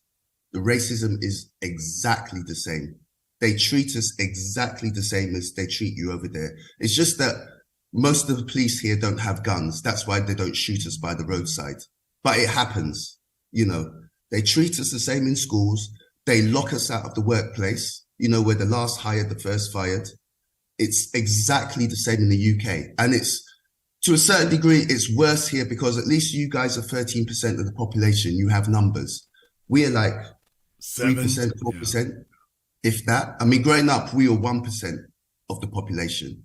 And it's not just, you know, the white people who gang up on us. It's other non-white people that gang up on us. You know, I don't know if you're aware, Jason, but, you know, this country is run by people from Asia, like as in our prime minister, our home secretary, which is the same as your secretary of state. They're trying to deport black people to Rwanda. Correct. You know, we've got black people here who are British citizens that they're trying to deport. Google the Windrush scandal. Yeah. You know, that's how they treat us here.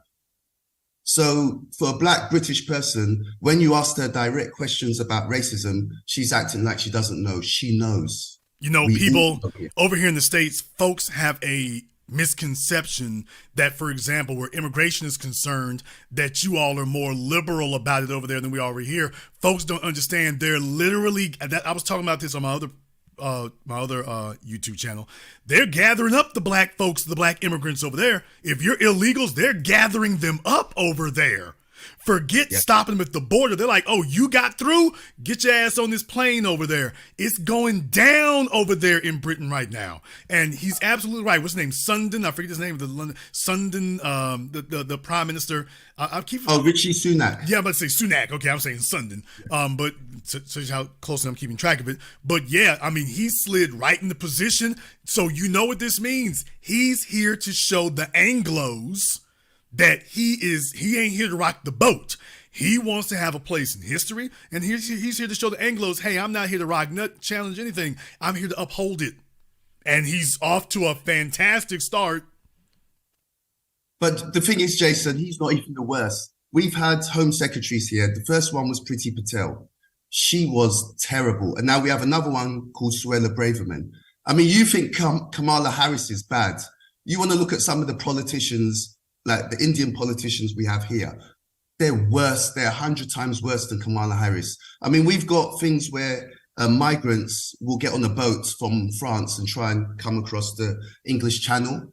These people are trying to send the boats back and have people drown at sea if they got their way. Folks have forgotten their history, brother. They forget the East India Company. They've forgotten their history, or they don't even know it because they don't teach it to them. So when you realize that India, basically, the story of Mahatma Gandhi, if they don't know anything about the history at all, that is basically a suburb of England. It really is. Yeah, I mean, it's really bad out here. So, you know, I mean, some of these, I mean, there's something you've said, Jason, with regards to, you know, Pearly things surrounding herself with black people. White supremacists know how to pick their coons. And she's picked a whole bunch of coons around her. They're doing all the work because she says that she hires these people, she pays them well. And you know, these are all coons she's hired. And there's, most of the black people here watching this and just shaking our heads like, why are we even, like you said, why do we even let these people come amongst us? That's the crime. You can't really blame her because she is what she is. But the real problem is with us. We're letting these people come around us and we know what they're going to do. They act cool when they come through the door, but we know what they're going to do. They're going to take over and they're going to make money out of us. And then they're going to disrespect us. You can't hate people for being what they are. You can only hate yourself for allowing yourself to get taken by them. As Africans, we've been taken for the last 600-700 years. They came, they take our people, they take our resources, and they dominate us. And we know, the history book tells you this. So when she comes through the door, she's going to do what her ancestors done, what they all do to us. And that's a sad thing. And then you had this young lady on, Jessica knows, she's trying to play this Meghan Markle type of, oh, I don't really know racism. I've never really, she said something like, I've never really had a racial incident. Of course, she's had people in her, as a mixed black person living in the UK, half her family probably don't accept her. Well, Jessica, for some reason, has checked back in with us here, Jessica. Because I feel like the conversation is a bit disingenuous. I never said that racism doesn't exist. You said you never encountered it. Yeah, like me being okay, out then there that's saying it publicly, doesn't exist. Then if you're saying you never encountered it, no, it means that I haven't faced it myself. How did you become so special That's in a place that's endemic, where stretch. it's saturated with racism over there? How did you become so special? Because as a woman and a man, you're And a going to have biracial, a woman, a man, and a biracial. Yes, You're a if biracial. you let me finish, my experience as a woman, my experience being mixed is going to be different to that of the man that's up. I'm sorry, I don't know your name. The man that's up here right now. So if you wanted to, we could have got into the nuances of all of these things, but you weren't interested in hearing the nuances. You just wanted to catch me in a gotcha moment. And repeating your words is a gotcha moment, really? I said that I personally haven't had somebody be racist to me. I haven't. Robert, does that sound accurate to you? Exist? Yeah, does that mean that I haven't seen other people go through it? Of course not. Jessica, look, we're both British here, so you're speaking to someone who's lived the same experience as you. That's why I came up. Okay, as you know, Jessica, we have a massive mixed race population in the UK. Massive, yeah? As you know, mainly black men and white women. You could go to, even outside London, Jason, you go to Bristol, you go to Cardiff, you go to Liverpool, it's full of mixed people. And for you Americans, watch English soccer. Turn on the TV and watch English soccer and you see the number of mixed race people playing football. We have a massive mixed population. And you, as a mixed person, you know that you speak to your dad, you speak to your mum. When your mum got pregnant with you, you know that there were people in the white side of your family that didn't accept you. You know that. I've spoken about this on my channel. I've spoken about this before. It's not something that I deny. Okay, then you just told us that you just told us you never encountered it. Then no. That was the situation with my parents, right? So we're talking about what I faced out there. Now, that's why he said if we wanted to have a conversation, you could have asked me questions. I would have answered. No, you could have answered honestly the first time. You have encountered racism in your own family. No. Yeah, my mum had problems from my granddad. Yeah. No, we're saying that you have experienced family members who have not accepted you. No. But was there tension in the beginning? Yeah, when they got together, there was. And that's why I've told people when they speak about passport bros and they want to go to. Now, I wanted to let it breathe for a minute. I wanted to let the track breathe for a minute. I didn't want to interrupt. Now, the truth is starting to come out, ain't it? The truth is starting to come out. She views herself as an interracial woman, not as a black woman. She views herself as an interracial. She's different than you Negroes. So much so that She says she's never encountered racism. She doesn't deal with the plight of you common Negroes.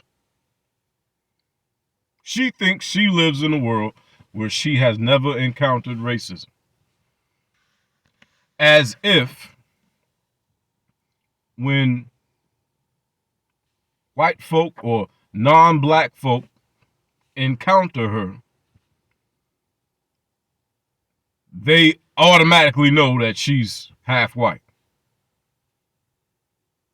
Any white person or non-black person, if any white person or non-black person were to cross paths with Jessica X, they wouldn't know if she was biracial or if she was just a light-skinned black woman. She's sitting here telling you she's never encountered racism. She doesn't deal with the plight of you common Negroes. She's different than you. She's not like you. Italy, I've said before, Italy is a very racist country. Very racist country. So when but just people not paint where it you out are. to be like, Okay, but just not where you are. No, but that's my lineage, right? Italy is racist, but London isn't. It doesn't compare. It doesn't compare. So it's not as bad. In Italy, the way people will treat you is that they will openly call you names. And That's because the English are smarter. The English are smarter. As a matter of fact, Dr. John Henry Clark spoke about that before. In one of his lectures, he was talking about the difference between the English white man and the American white man. And I believe he said the difference between the American white man and the English white man is that the English white man has more style than the American white man. And he gave the metaphor that the American white man will slit your throat with a dirty knife. The English white man will clean the knife before he slits your throat, but he's still going to slit your throat. In other words, the English white man has had hundreds of more years of experience as a colonizer. So the English white man's form of racism is much more refined and perfected than the American white man.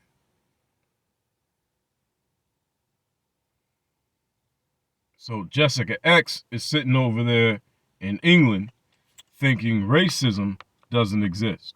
I saw it on an extent that I've never seen in London, right? So there's levels to it. But to act like I'm outright denying that racism exists, that's not what I was doing. Pretty much exactly what you're doing. Not right. Okay, Jessica, can I just jump in here? A couple of things, yeah. When you was, and what me and Jason is saying about you not saying racism exists, we're not saying that you deny racism exists. The examples he gave you of racism, you were acting like you weren't sure whether that's racism. You know, in the UK, people don't run around. I mean, I'm a lot older than you. I'm old enough to remember things like the BNP and the NF, yeah, when they were actually, you know, putting graffiti through, you know, on people's walls. I'm old enough to know that you're a fair bit younger than me. You're the same age as like my children, my nieces and nephews. So you never went through it. And you know, like, as you growing up, it's very rare for people to throw the N-word around and racially abuse you directly. But you know how they treated us going to school. You know, because and I know it still happened because you're only 3 years older than my oldest daughter. So you're her age. And I know the insidious racism that happens. You know how it happens here. They don't come out directly and call you names. They don't directly come out and say, I'm going to treat you like this because you're black. But you know, going to school, you do something wrong, you go out. And I was going to say, that's exactly what these house Negroes,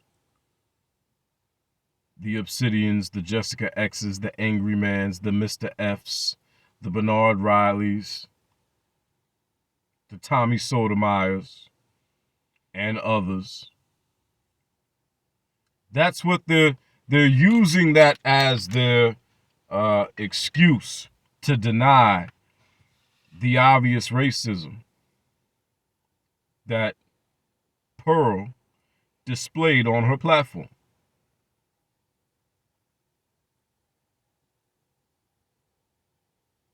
You know, they want to go to this extreme. You know, if somebody isn't screaming nigger or burning a cross in your yard or wearing sheets with the pointy hoods, then that gives them the excuse to deny the racism or downplay the racism.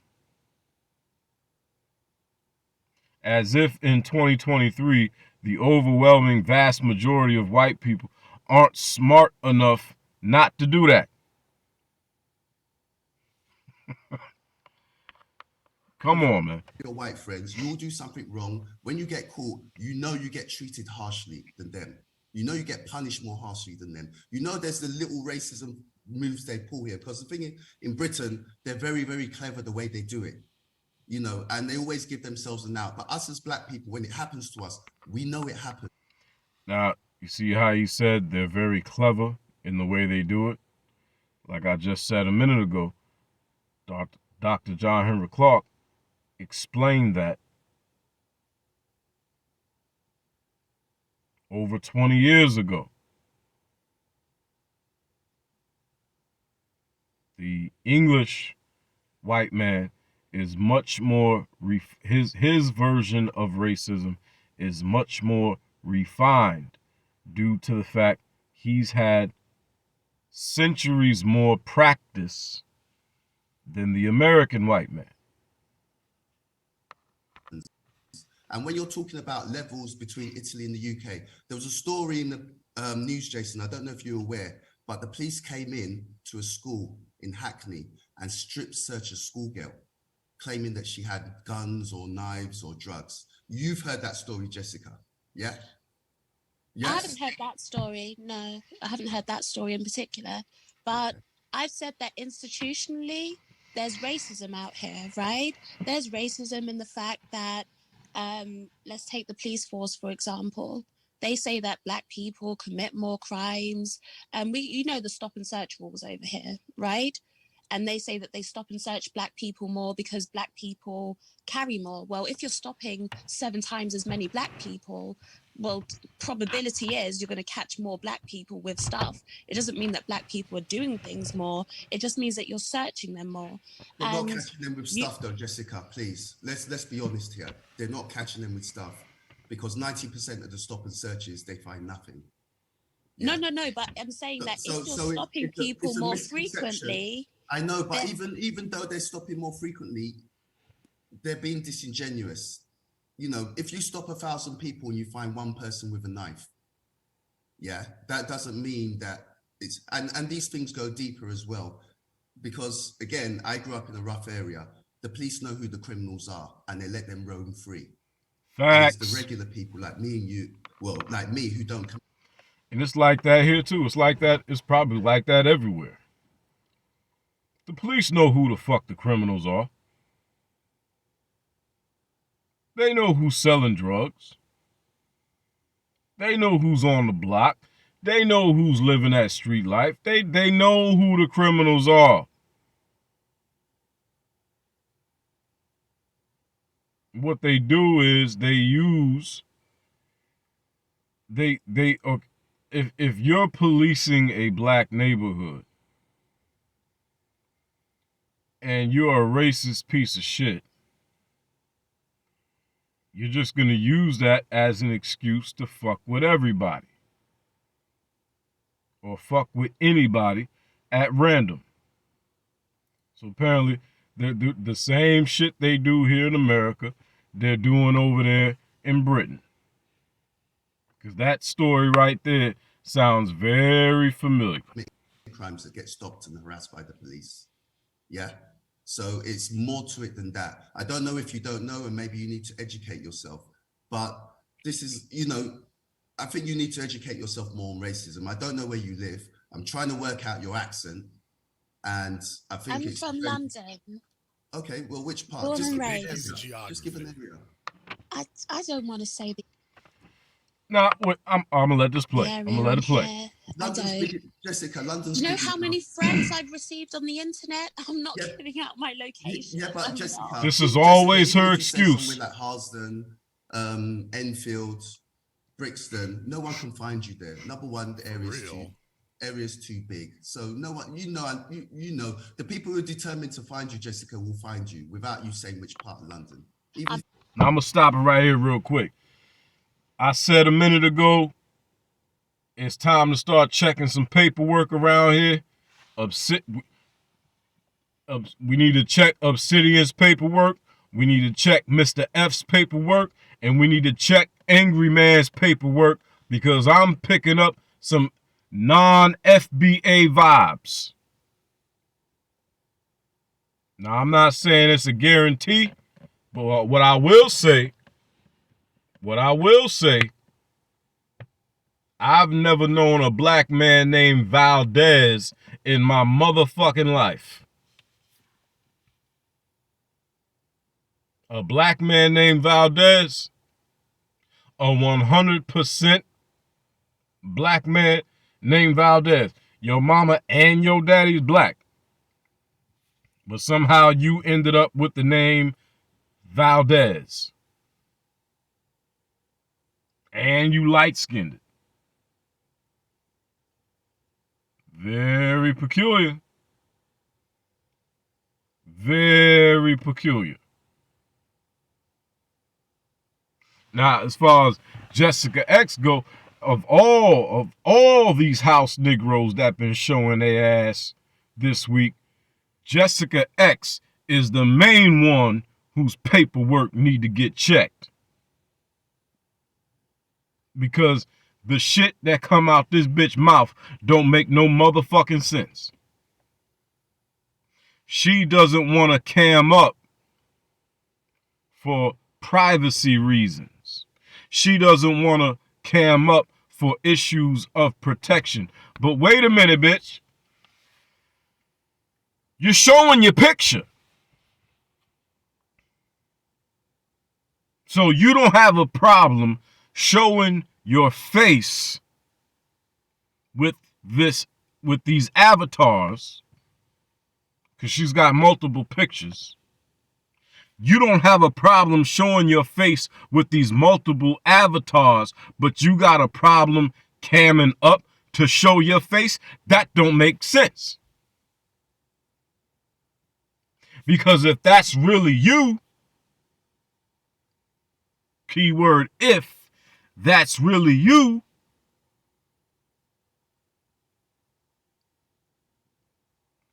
then we know what you look like.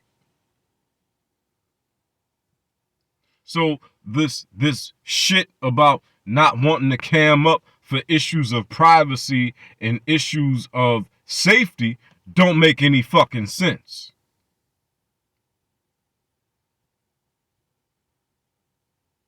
Is this a case of YouTube catfish? Is this bitch YouTube catfishing? Because this shit ain't making no sense. It ain't making no sense. Tell me how that makes sense.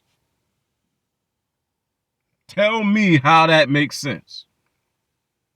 I'm never gonna cam up because I don't want to show my face on camera. But I'm gonna put my avatar up here every time I go live or go on somebody else's panel. No problem. I don't have a problem showing the picture, but I'm never gonna cam up.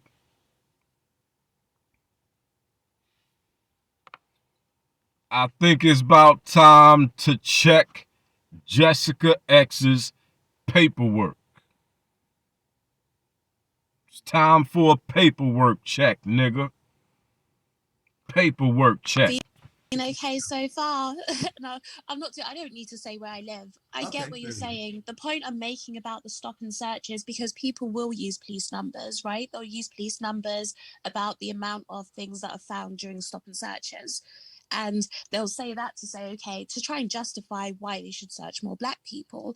But if you're stopping 7 times as many, and we're not even accounting for population size of how many Black people there are compared to white people, you are hugely disproportionately choosing to search Black people, right? That's racism right there. Okay, but here's Those the issue. things You're are talking about those anecdotally. What we're talking about is your personal experience, and what you said is that your personal experience is that you have never encountered racism in I've London. never been stopped and searched by the police. I've never had anything like that. Okay, I haven't have been through you that. ever been subjected to racism in your 28 years of living in London? No, but I've seen it around me. That's literally I've seen it around that's me. literally like saying man. it rains a lot in England. I know y'all gonna hate that I say that England. It rains a lot over there, but she's gonna say she's the only person standing outside. The rain hits everybody else except her. No, because I've already said my experience, 1 as a woman, and 2 for me being mixed, is not going to be the same as Nobody knows. Nobody is looking at you and immediately concluding that you are a mixed race woman. No white people over there in England are looking at you and concluding, oh, that's a mixed race chick. She's half one of us. So we're gonna treat her different than the way we treat we're gonna treat her differently than how we treat these everyday common full-blooded Negroes. Get the fuck out of here. This bitch is telling you she's not one of you. She is telling you she views herself as a biracial woman. Not a Black woman, a biracial woman. Clearly, this is how she sees herself. And this is something for you brothers who like these white girls. This is something you need to take into consideration. You could take this, you could leave it alone, but I'm going to let you know. This is an issue specifically with white women. Latinas, and I haven't heard of this being an issue with Latinas or Asian chicks or any other group of women. But with white women, there seems to be a serious issue that white women have with acknowledging the fact that a Black child came from their womb. They seem to have a serious issue acknowledging the fact that they gave birth to a Black child.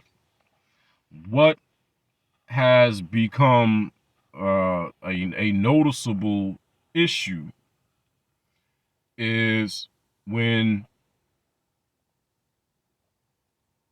white women have children with Black men, they don't raise the children to understand that they are Black. They don't raise the children to understand that when they walk out into the world is going to view them as a Black woman or a Black man. They raise their children under the guise that they are biracial, that they are mixed. Where on the flip side, what you notice with white men who have children with Black women, white men are more inclined to teach their so-called biracial children that, hey, look, when you walk out into this world, the world is going to view you as a Black man. The world is going to view you as a Black woman. White women seem to have an issue with that. And Jessica X's mother is a white woman. And you clearly see she is the perfect example of just that. Her mother clearly raised her to view herself as a biracial woman rather than a black woman. So, for all you brothers pushing this SYSBM stuff, I get it. I understand why you're pushing it. But for those of you who like white girls, keep that shit in mind. Keep that shit in mind. Is that white girl you're dealing with? Is that the type of white girl that's gonna try to raise your kid under the guise of being biracial, or is that the type of white woman that's gonna, deal with reality? The reality of the fact that it is a black child that she gave birth to. Because the last thing we need is more Jessica X's. The last thing we need is another Jessica X. This experience. Are We're you going to sure have you're not in different denial? Are experiences. you sure you're not in denial? Jessica, it's the same. Definitely in you said denial. you're mixed. Come on. Jessica, you say you're mixed, but I'm looking at your picture and you look like a light-skinned black woman. Exactly. Yeah, but then that still affects you know, the way Jessica, that people there's see you. yeah, but Jessica, there's black women who are not mixed that are your complexion or even light. Yeah. I know a lot of them. Remember, I grew up growing up in London, mixed people are a dime a dozen. Even though But I'm not from your generation. Yeah, but I know you're the same age as my kids. You're the same age as my What the kids. fuck does that mean? As my nephews and nieces. I sit down and we have these conversations, and they tell me, and I have children your age, and I know what they go through. Born and raised in London, just like you. I know what they went through. I know what they went through. I go to the school, and for example, they bunk off school or truant, yeah, and there's 10 of them. Maybe there's 4 black girls and there's 6 white girls. And the punishments that they deal out to the white girls is different from the black girls. So things are different. Now things are more nuanced, but it's still the same. They still see us the same. They still treat us the same. When you go for a job, if you've got the same skills, same abilities as a white person, they're getting a role. Just like me, yeah. The only reason why we're working is because they can't find a white person to do our job. There's a hierarchy here. When they hire, first it's the whites. If they can't find a white person, they'll look for an Indian. They can't find an Indian, then they consider black people. That you work, you say you've got your degree, you earn £40,000 a year. That's okay for a professional. But when it's time for promotions, that they're going to be looking to promote your white counterparts before you. That. We all know that. We all accept that. It is what it is, which is why, as Jason will say, I work to help black men progress in IT because I know that the only chances we have to do anything is to be excellent. We can't be good. Even in the UK, you won't get anywhere by being good at what you do. You have to be excellent. You have to be outstanding. You have to understand that you have to be 3 times as good as a white person to get anywhere. That you go for jobs and you're the best person, you don't get the job.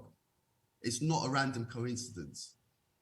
But I've got the job despite what the conversation people wanted to have before. I actually have a decent job and I've got good pay. You should know, being in London at my age, I have good pay. First of all, we haven't confirmed that, but second of all, even if we take it at face value, that's not the point, ma'am. Your income is not the point. Your characterization that you have not encountered racism, that's a mathematical impossibility, which simply means that you've encountered it and you're just dismissing it. Do you want me to say that I've faced it? Because it's almost like you're trying to force me to say it. What we're saying is we're not here to convince you of anything. What we're saying is that's a mathematical and physical impossibility. How is it impossible? Robert?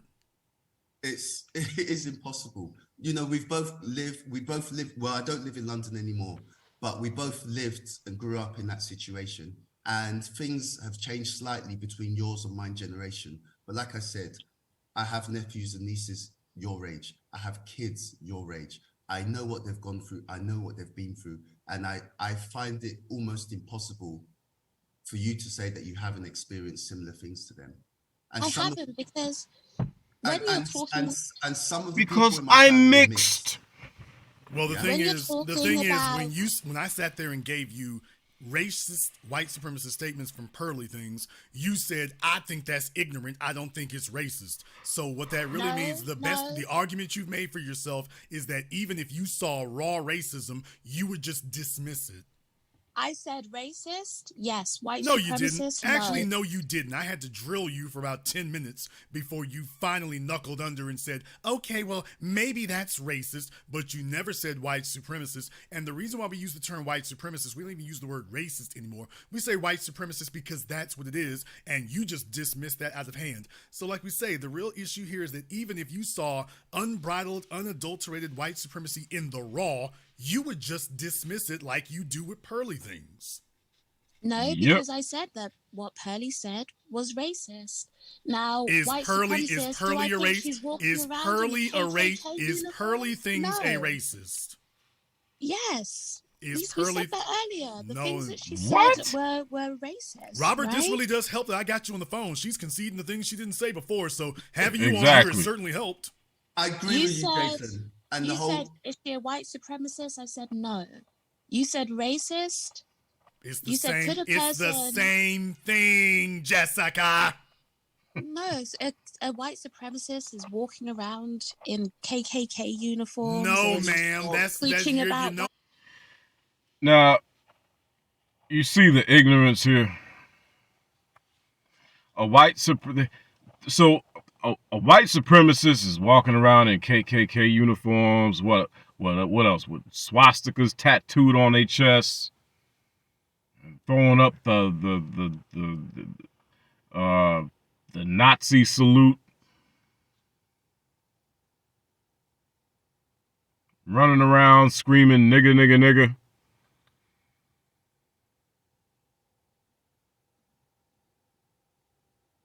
You see where they want to move the goalpost to? They want to move the goalpost to such an extreme where any white person with some sense could never be called a racist.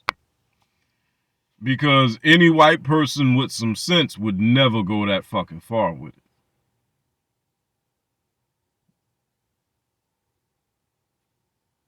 No white person with any sense will go that far.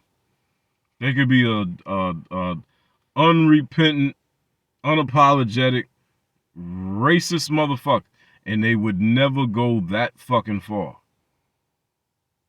Because they got jobs. They don't want to get canceled. They don't want to end up going viral on TikTok and Instagram. So they would never go that fucking far with it. But that's where people like her want to move the goalpost to, so they can provide cover for the very racists we're fighting against. Ma'am, you're talking about costumed extremists. White supremacy is racism. There is no racism that is not white supremacy, ma'am. Yeah, this is honestly, it's putting on a Ku Klux Klan. First of all, putting on a Ku Klux Klan outfit. That doesn't mean white supremacy. That's not what it is. That's a costume.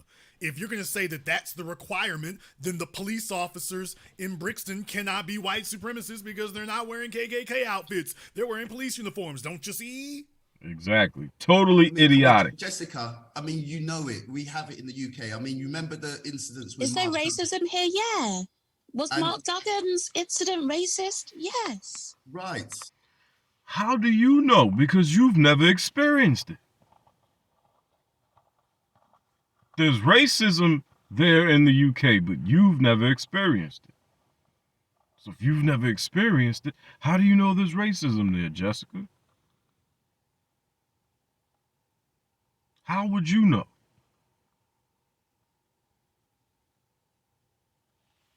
bitch is goofy. This bitch is goofy. Goofy bitch. So, you know, for people who don't know, the police stopped and shot a young black man. And let me tell you, I'm gonna keep it all the way 100. This is sad. This is fucking sad. Cause me and Jess was cool. Me and Jessica was cool than a motherfucker. Me and Jessica was cool than a motherfucker. Me and Jessica be laughing and keying with each other in Platinum Elite's chat room and shit. I ain't gonna fucking front and hold you like me and Jessica. Me and Jessica was cool as shit. Every time me and Jessica was in Platinum Elite's chat room together, we'd be laughing and keying and cracking jokes and shit. Cracking jokes on people on the panels and, you know, whatever else. Matter of fact, last time me and her was in chat room together, that fucking weirdo QZ in Platinum Elite's chat room, me and Jessica was cracking jokes on that clown ass nigga. Me and Jessica was cool. But when I saw how she carried shit with Pearl on that international coon conference, that international coon conference call, I said, oh, hell nah. And then she took a goofy ass on Jason Black's show and made an even bigger fool of her fucking self. Excuse me, Jason Black's broadcast. You know the brother's very you don't like that show shit. You don't like his broadcast being referred to as a show. You gotta get the language right. She took a goofy ass on Jason Black's broadcast and made an even bigger fool of herself. I had no fucking idea Jessica X was this kind of tragic mulatto house nigga. I had no idea the black manosphere was saturated with house niggas. Had no fucking idea. These house niggas showed they ass this week, didn't they? Showed they ass. They natural black asses. To come back to them. All right. I done fucked up. Where were we? I don't think we were that far. We all saw it as racism. You know, there was a young man who, if he's alive, he would be about my age. Raw, you would just dismiss it like you do with Pearly things. No, because I said that what Pearly said was racist. Now, Is white Pearly supremacist, a do I think race? she's walking Is around Pearly in a race? About the best part of 30 years ago, Stephen Lawrence. You know, Okay. we have it. And these guys walked free. They ganged up, they stabbed the black boy to death on the street, and they walked free. And the police turned up and they refused to give him first aid because none of them wanted to touch a black man. And rather than trying to find these guys who had stabbed him and were just... Now, this story he's telling about this brother who was deleted over there in England and the police did nothing about it. That sounds exactly like something that would happen here in America. That sounds exactly like something that would happen here in America. So you mean to tell me shit like that is going on over there and this broad is sitting here telling you she's never experienced racism? Get the hell out of here. ...away across the road, they were trying to harass his friend. Yeah, so we have racism here. You know, we have white supremacy here. Of course. We have our paramilitaries here. Okay, they're not as flamboyant as the Proud Boys and the first, you know, the 5%ers or 3%ers or whatever they're called in America. We have that here. We have the BNP. We have the National Front. We have the EDL.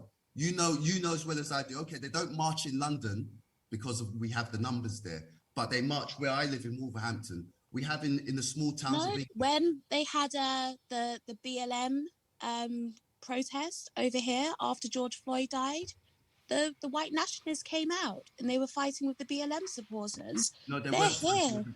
They weren't fighting with the BLM supporters. They turned up and they got the living They daylights were out of they them. were exactly they were And trying that's to why, attack no, the but the thing BLM is, supporters. and thank you for So mentioning that, because this is why I came on, because when you came on here and spoke, yeah, you gave a bad representation of black people in the UK. The main reason no, why I because came he on here, asked me if I've personally faced racism. I said no. If we want to talk about racism in general, I got you. We can talk. yeah, but Jessica, you know that the racists in England, they don't come and start throwing around the N-word. What they do, they come around us and start talking about African time. Now, African time is a thing, it's a concept that's global amongst black people, but that's us internally. A white person should not come around us and start talking about CP time or African time. That should be an instant slap in the face. And I told Pearl that. Huh? I told Pearl that. Right, that's an instant slap in the face. And you know that around most black people, if she said that, she will get her ass kicked. You know that. You know that if you lived in Tottenham, Harlesden, Brixton, you know, as we call in the UK the ends, a white person would never dare talk like that in a room full of black people. So we as black people in the UK, you got to ask yourself that how is it that, number one, you let her come amongst us, as Jason said. Number two, when she starts showing I me, didn't let her come amongst me. What do you mean? When she invited you're me, talking to her. You're talking to her. no. When she invited me to be on her show, I declined. I didn't take that offer up. Okay, yeah, but You know, it's fucking amazing. It's fucking amazing how all these Negroes have been bigging up Pearl, shouting out Pearl, kissing her ass, giving her the okay, not saying a mumbling word about the fact that all she did was take all of Kevin Samuel's talking points and teachings or whatever and run with it, letting all that slide. Now all of a sudden when shit hits the fan and people start pointing out that, hey, you know, you guys co-signed this broad, you guys gave this broad the okay, you guys have been advocating for this chick, O'Shea, Obsidian. Then when they get called out on it, suddenly, you know, they didn't advocate for her. They didn't push her name. They didn't try to align themselves with her. They weren't doing reaction reviews of her videos. They weren't doing none of that. Now all of a sudden they're trying to. She's not even part of the Black Manosphere. Bullshit. If she's not, if Pearl isn't part of the Black Manosphere, if Pearl isn't your unofficial leader, then why the fuck are you Negroes going so fucking hard in the paint for her?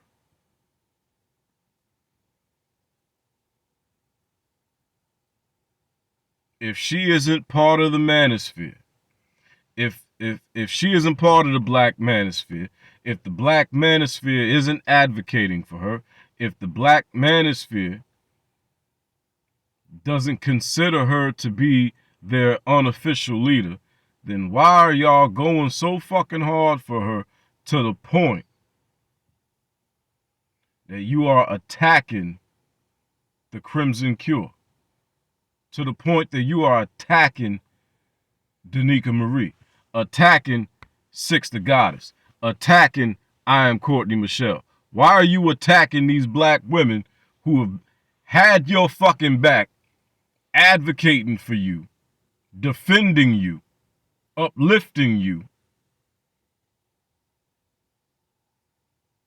standing on their fucking square saying that they're not giving up on black men?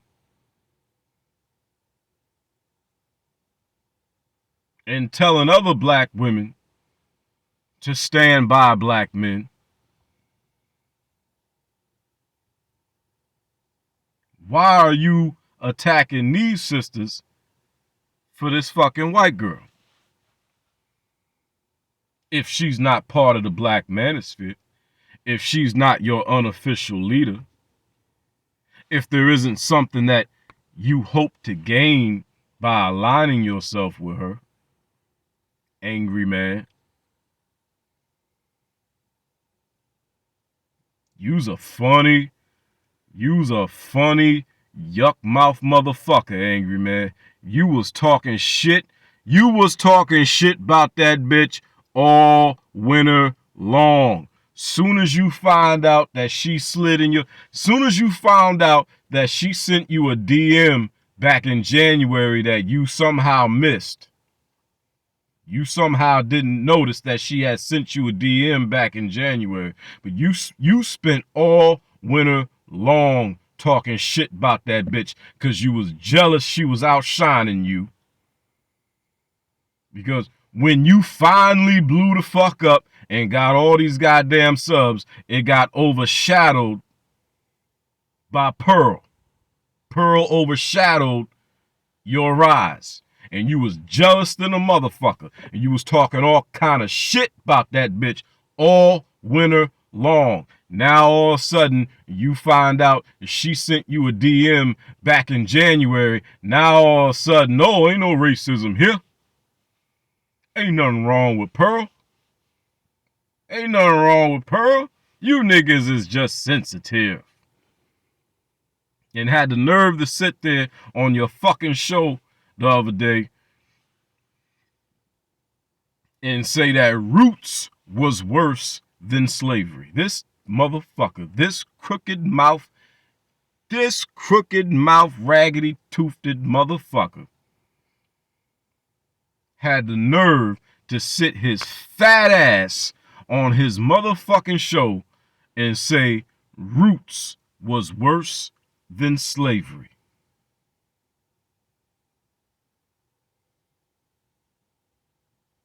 You motherfuckers don't stand for nothing. Y'all don't stand for shit. Every last one of you motherfuckers is just out to make a fucking dollar. Period. You don't stand for nothing.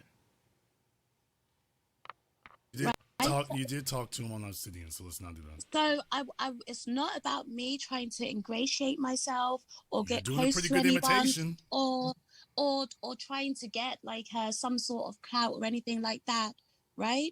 I went onto Obsidian's to go and tell her what I thought of the situation. Jessica, let me ask you about your mother's side of the family. And so I left. Let me ask you about your mother's side of the family. You Yeah. some tension as a result of your mother's side of the family.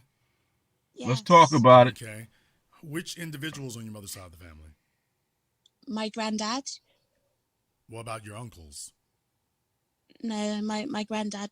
My granddad. Just your grandfather by yourself? He was raising hell on his own? Yeah. Yeah, Okay. they stopped speaking for a while. Yeah. Who's they? My mom and my granddad. Has your mother ever been accused by anybody, anywhere, of being racist or treating them in a racial manner? No. Doubt it. Are you sure? Yeah. Doubt Have it. you talked to your father's people about that? My dad's family actually liked my mom. I ain't got nothing to do with liking them. I'm saying, have you talked to them about that? No. That's what I mean. That's what you all don't do. I recommend you talk to your uncles and your aunts on your father's side. By yourself. Without your father and certainly without your mother around. Go talk to your uncles and your aunts. Don't feed us this line about what you think they think. Go talk to them by themselves. And go see what they have to say. Because you're just 28 years old. Find out what the woman was they encountered 30 years ago. Exactly. And her family and some of them views. Because and I know it's your mom, but here's the thing, and Robert will bear me witness. Yeah, because see, to Jessica X, that's her mom.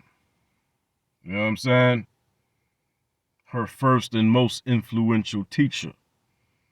You know, usually, you know, your mom is the one person who you think can do no fucking wrong.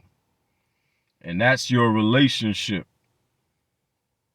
with her because she's your mother.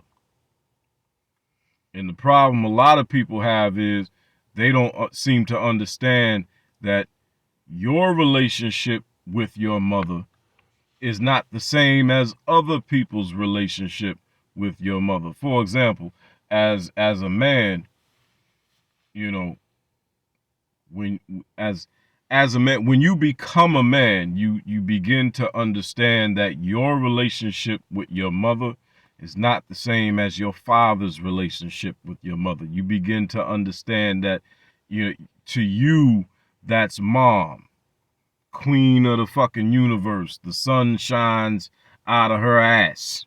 She can do no wrong. Even when she's wrong, she's right. That's your mama. But to your daddy, that's just his chick. Two totally different relationships. See what I'm saying?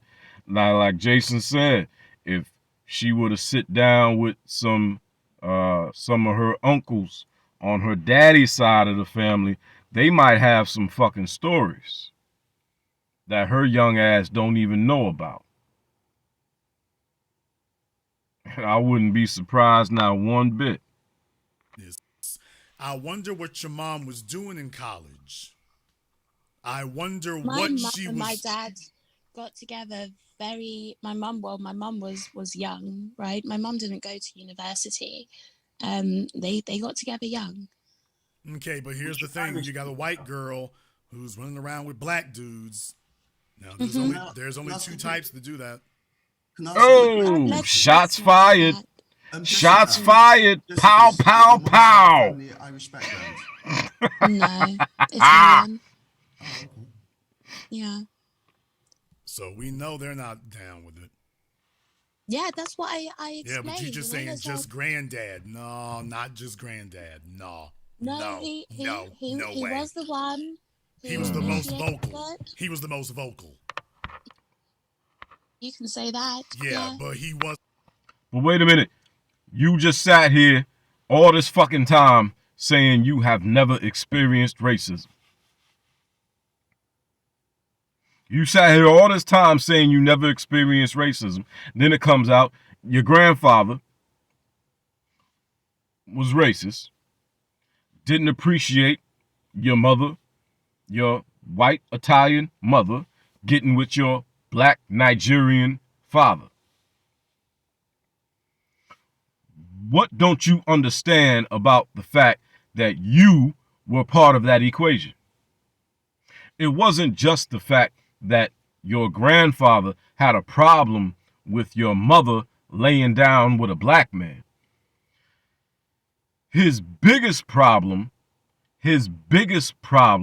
was what could and would be produced from that union. Your Italian grandfather didn't want no nigger grandchildren. Your Italian grandfather didn't want your black ass. Your Italian grandfather was more concerned about his lineage than he was concerned with his daughter screwing a black guy. His daughter screwing a black guy, that was bad enough. But what he was really concerned about, what he was really upset about, was the possibility of what could be produced from his daughter screwing a black man.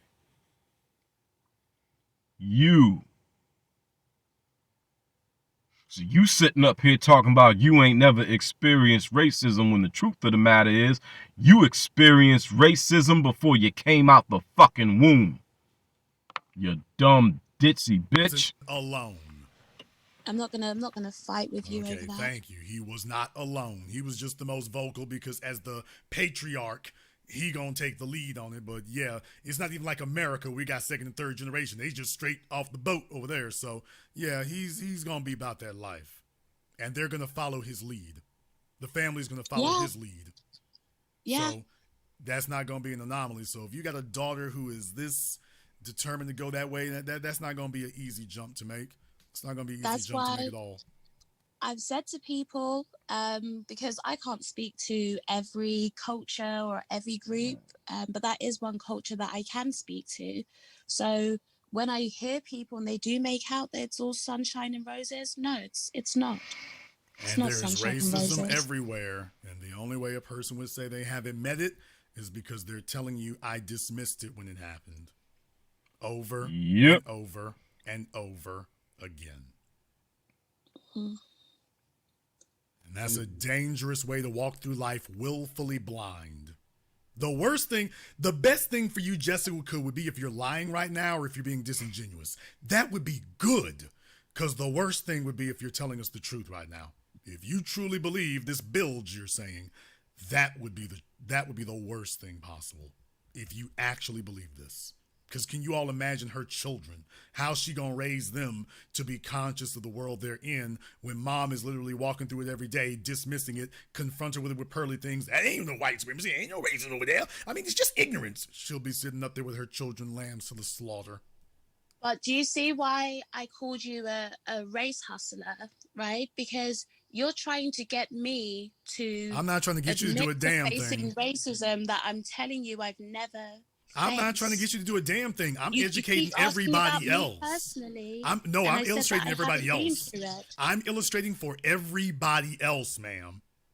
Yeah, because I'm saying that I haven't faced it. Yes, and I'm talking to everybody else. I want them to see that this is what it sounds like for a person who's willfully ignorant or willfully blind in a world of wolves.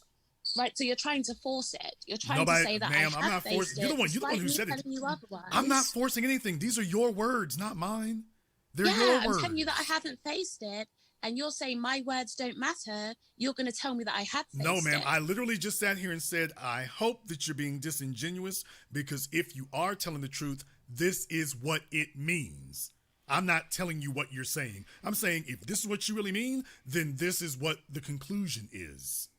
Now, by the way, conclusion is just that I'm just oblivious and stupid. Well, you know what? If the shoe fits, buy a matching purse. But I want to thank Zoe for sending me the clip about this here, about the clip about Jessica and whatnot. And I'm glad to see that she gets flustered and here she comes. See, this is why I called you a race hustler.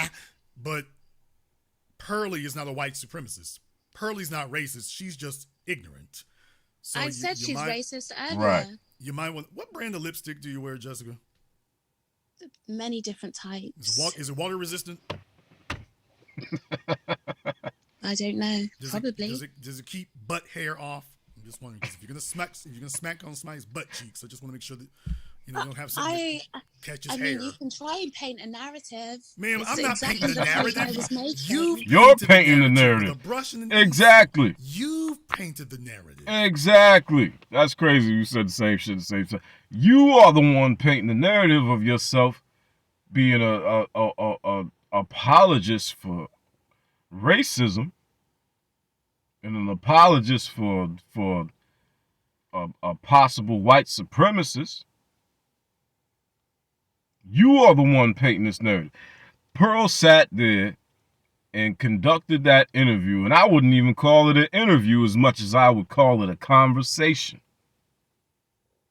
Go watch that shit. That shit was more of a conversation. And half the time, Pearl was the one leading him into certain talking points in the conversation. She sat there, laughed and giggled with him.